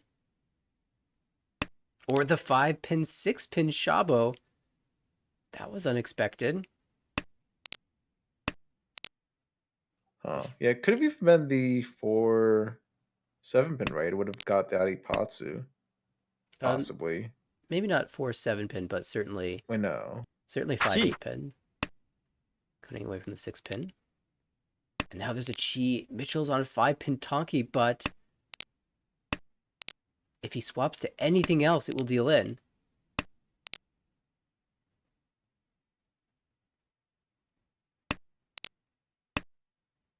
One 5-pin in the wall, 1 6-pin in the wall. That pawn is not quite Tempai. Feels like really thinking about switching it does not. And that allows a Chi into Tempai on the left. Chi. But that gives Oh, the and then last the sumo. 5-pin. Riichi, Sumo, Tanya, to Dora, And the Ura for the Hanemon. Wow, all of these Commanding Richis lead. just hit over and over again. Did miss out on Pinshu, but that was a totally acceptable outcome. 18,000 points, and all of a sudden Paul's at 74k in this Boom. game. And he's aiming for the top spot for sure. Yep, getting the quick Yakuai pawn, looking for another repeat here. Yeah, 200 points is double promotion. How about 300?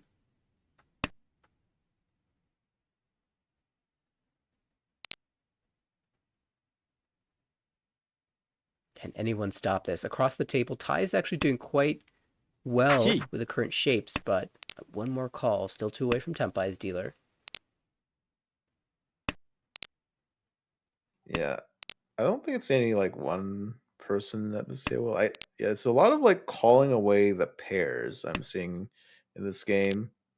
Do you hate that, Nathaniel? Or it feels like it might be working, like that she filled in this Ryamen, but we might end up on a bad weight here.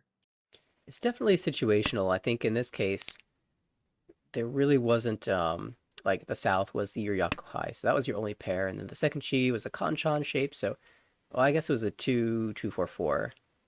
Right. Mm. Like the Yakuai pair is obviously pretty fine most of the time, but you might end up on a bad weight here. Still, it's not so bad, not so hard typically to pick up pairs. I mean, certainly when you have fewer tiles in your hand, it can be a little bit more challenging. We see a Ricci Ipeko waiting on the 7 Mon.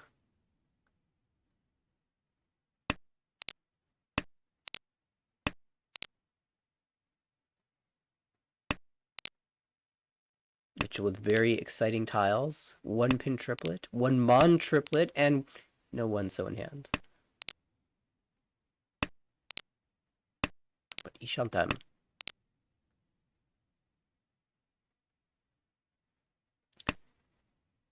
Not willing to challenge the So tiles, so likely to end up on a challenging weight here.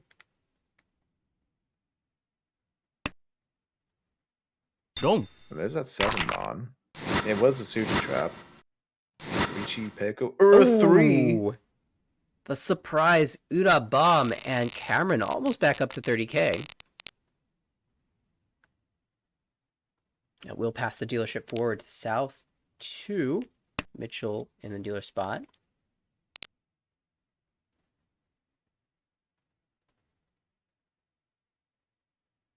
Seems like a relatively tame Hypai. No Dora, a couple bad shapes. One completed shape though, so can't ever give hope as the dealer. Tai probably working towards a flush here. Starts with the terminal tiles, as one does, but if more honors are drawn or more Mon tiles, might end up in a flush. The 7 pin, what does that do for us? Now we probably play towards Tanya Dora too. Yeah. Richie, Pinfu, Dora 2 feels pretty standard from that spot.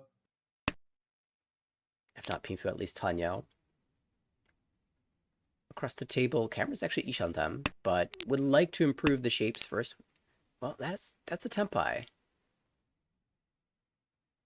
You could Dama and try to improve that shape with 3, 5, 6, 7, 8. So like a 4 tile shape and then a Kanchan attached to that. I tend to like to wait a little bit. But it does wait on Dora, so that's nice. Yeah, it's just really hard to get. We would have the option for a different Tempai there, but it's not much better. Certainly higher win rate. Yeah, I probably wouldn't take the Shaba weight. I would take this Dianman weight, though. Replacing the 3 Mon with the 6 Mon for a 4-7 Mon weight.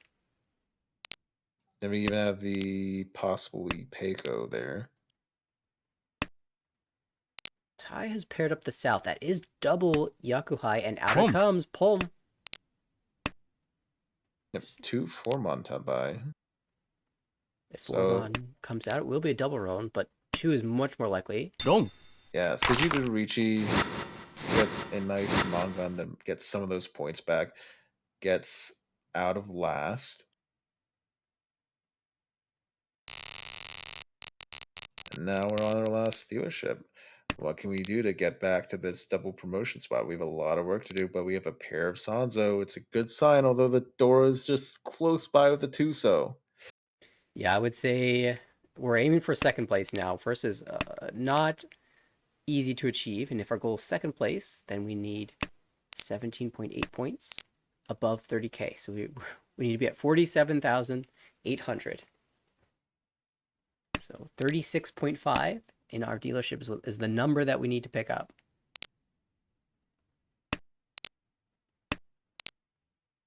Yeah, if we get Chitoy on the Dora, although that can't really happen with 3 Dora already being drawn. So maybe it's just a Yakuai call and go. We draw more Penzu, maybe it's a Boom. Penzu flush. Yeah, I mean 36,000 points is 2 dealer Hanemon, but more realistically, it's a lot Oh, of Boom. the consecutive door wins. just gets sent out, and Paul is Tempai with a Mongon on a Rionman wait this early. Yeah, it's a monster Tempai, and it's one that Tai can't afford to really play around. I mean, he can if he wants to, but this is his last chance to double promote, so, and he really doesn't have that much to lose, so you might as well fight for it. On the other You're hand, Mitchell just also in trouble if you consider the standings. Mitchell wants to finish positive. As long as you're positive in the C1 division, you have a chance to promote.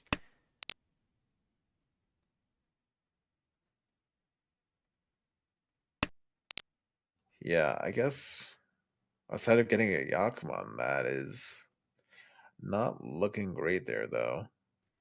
The back-to-back Boom. Mongons could do that. Now, Mitchell has a little bit of a buffer here, so if he doesn't finish fourth, there's a chance.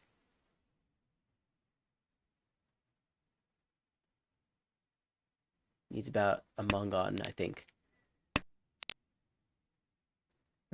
Yeah, the dealer is one away now. Draws a 7, so gets Tempai and 5-pin Sanzo.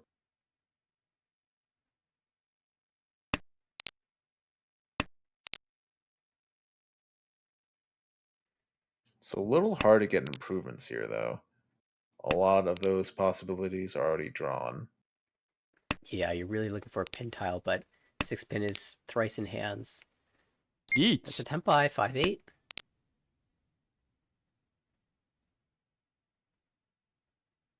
You might be able to judge the 3, so is safe to Kami, but to the Ricci player, but okay, he does.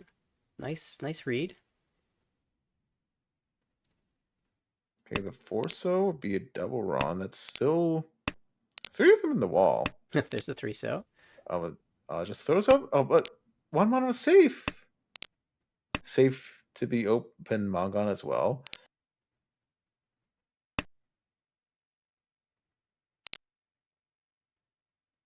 Now Cameron doing his best to defend.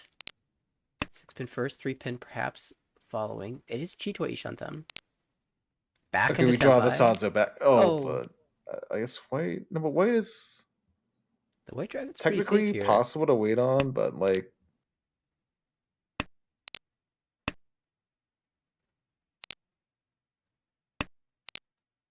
It is Chitoi Tempai. Oh wait, no, the 3-mon came out. Could not risk the 2-mon or the 3-pin there. Did not want to, and so is still sitting Ishantam.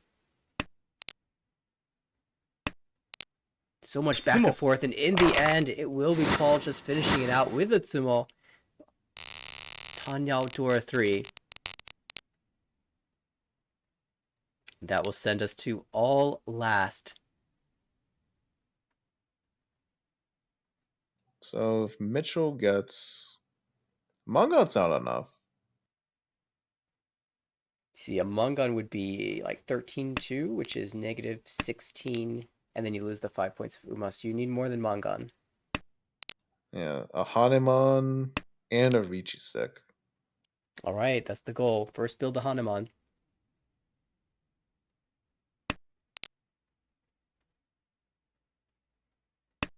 What you're kind of Boom. hoping is that dealer repeats, and you're like it goes to Ryukyoku and your Tempai. So you pick up 1,500 points, and then you get a repeat and a Homba, maybe a Ricci stick or two, and you win the next hand. I guess it feels kind of wrong. But we have that Dora fill in for the Kanchan. That's gonna get us a bit closer to that Hanuman. But the route there is Ricci, Sumo, Pinfu, Dora 2. Maybe we could hope for Ipatsu and one Ura, more likely. Yeah, I'm not seeing a Sancho. Well, maybe 3, 4, 5 Sancho, but that loses the Dora. Yes, Itsu is also kind of a route, but we had a 6-0 pair that makes it a little awkward. Who am I So we just kidding? paired something else up. It's 2, 3, 4 Sancho. It could be. That's give us Tanya. Fill in that Kanchan. Just need a 2-mon, a 4-so, and a 2-pin.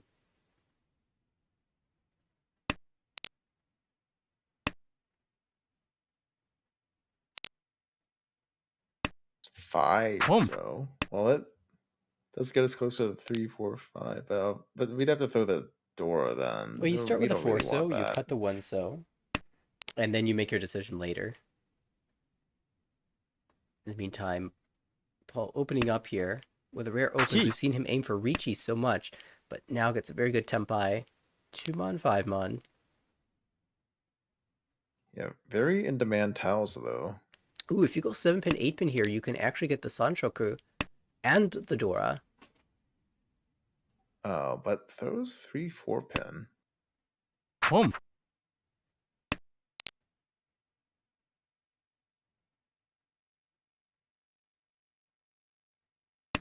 Looming threat of ties Chinitsu on the board.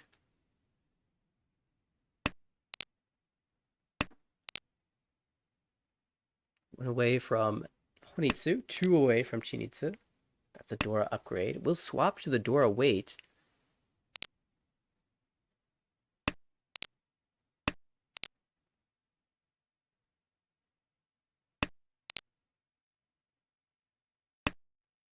This is a spot where we saw in the A2 match at the beginning of the day, the player chose the weight that did not wait on Dora because they valued the win rate more.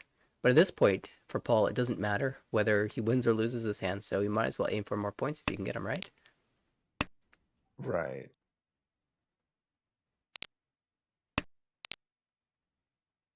There's another pin tile, one step closer to Chinitsu.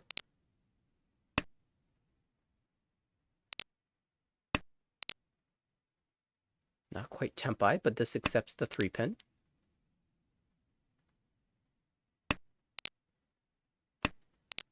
There's another Dora. Oh, cuts the Oh, 1-so. Yeah, I guess looking for Cheat Toy is the shortcut to Hanuman, but I'm envisioning 4-so draw, cut 7, 8-pin, and have the beautiful 2-5-3-6-so weight. Be a fantastic dream. unfortunately, the 4-sos are pretty dead.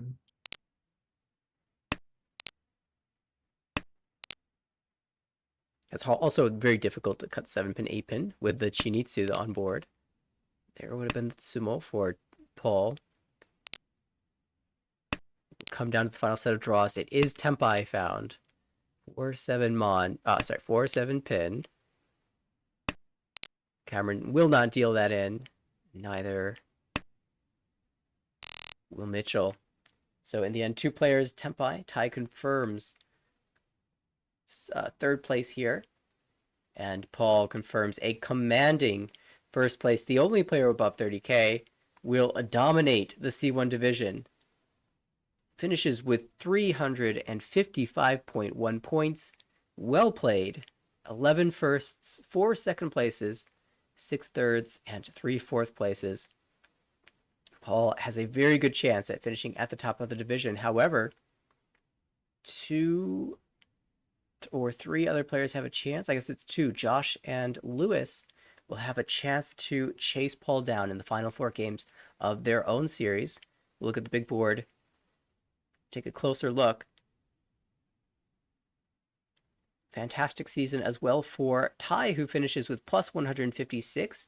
Very likely to get a bonus promotion spot, especially with the number of players that are double promoting in theory. If all of those double promotions are confirmed, then these players will be hopping not into the B3 division, but rather the B2 division, which means the spots that fill in the B2 division will then trickle down to Daniel, Tai, Luna, Miranda, so on and so forth as they complete their games.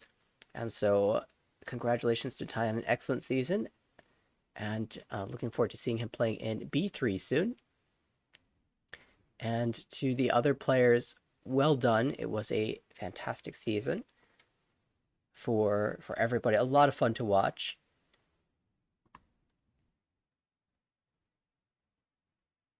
As I look to the game results to check anything else that we missed, we saw the A2 series earlier come to its conclusion. There was another C1 series that completed. We were watching the B1 series. They did end up finishing. And hey, do you remember when Rachel was in relegation zone for a moment? Oh, I do. The third game, she finished with over 70,000 points. Just could not lose any hands. Opened the game with Richi, Ipatsumo, Pinhu, Ipeko, Tanyodora for 18,000 points. And then won a Toi Toi Chinitsu for another 18,000 points. And she is safe.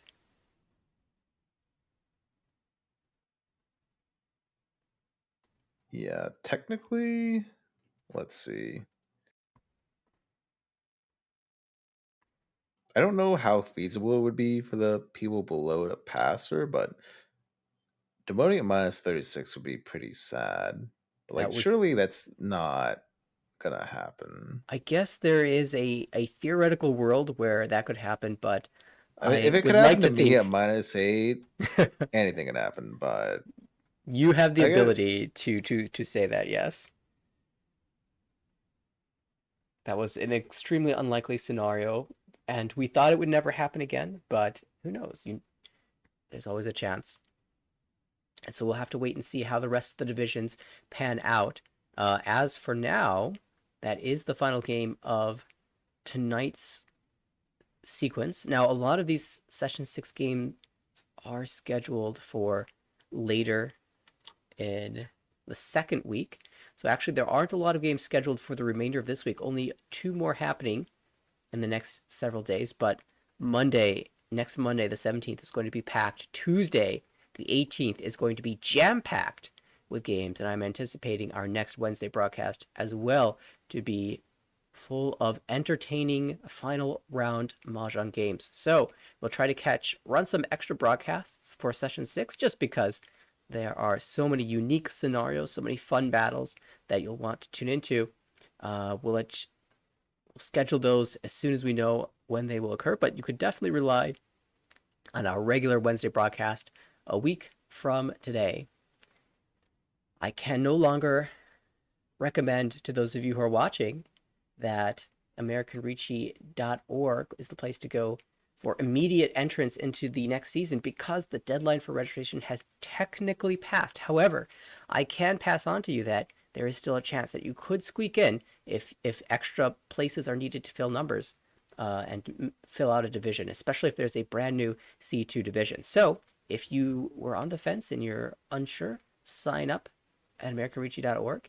And even if you can't play in the next season, there is a chance that you could, and not just any chance, a very strong chance that you'll be able to act as a substitute player for the next season as well. In the meantime, you can hop into the server where we have all of our training tools, what would you do's, guides, tournament announcements, all that sort of thing. And it's a very good time. AmericanRichi.org for all of that. And at American Richie on all of our socials, you can check out this stream and all of our previous streams on our YouTube channel and American Richie on YouTube as well. I want to shout out Isabella for wonderful commentary in the early games of the evening, and Dustin for hopping in as well, relieving me, and allowing Sanzo to show up in so many interesting ways, including a Rin Shansumo. naturally. And thanks to everybody who tuned in for our penultimate Wednesday broadcast of the winter season. We will have one more coming up next week. You won't want to miss at the end of session 6. Until then, thanks for tuning in. See you in the next one.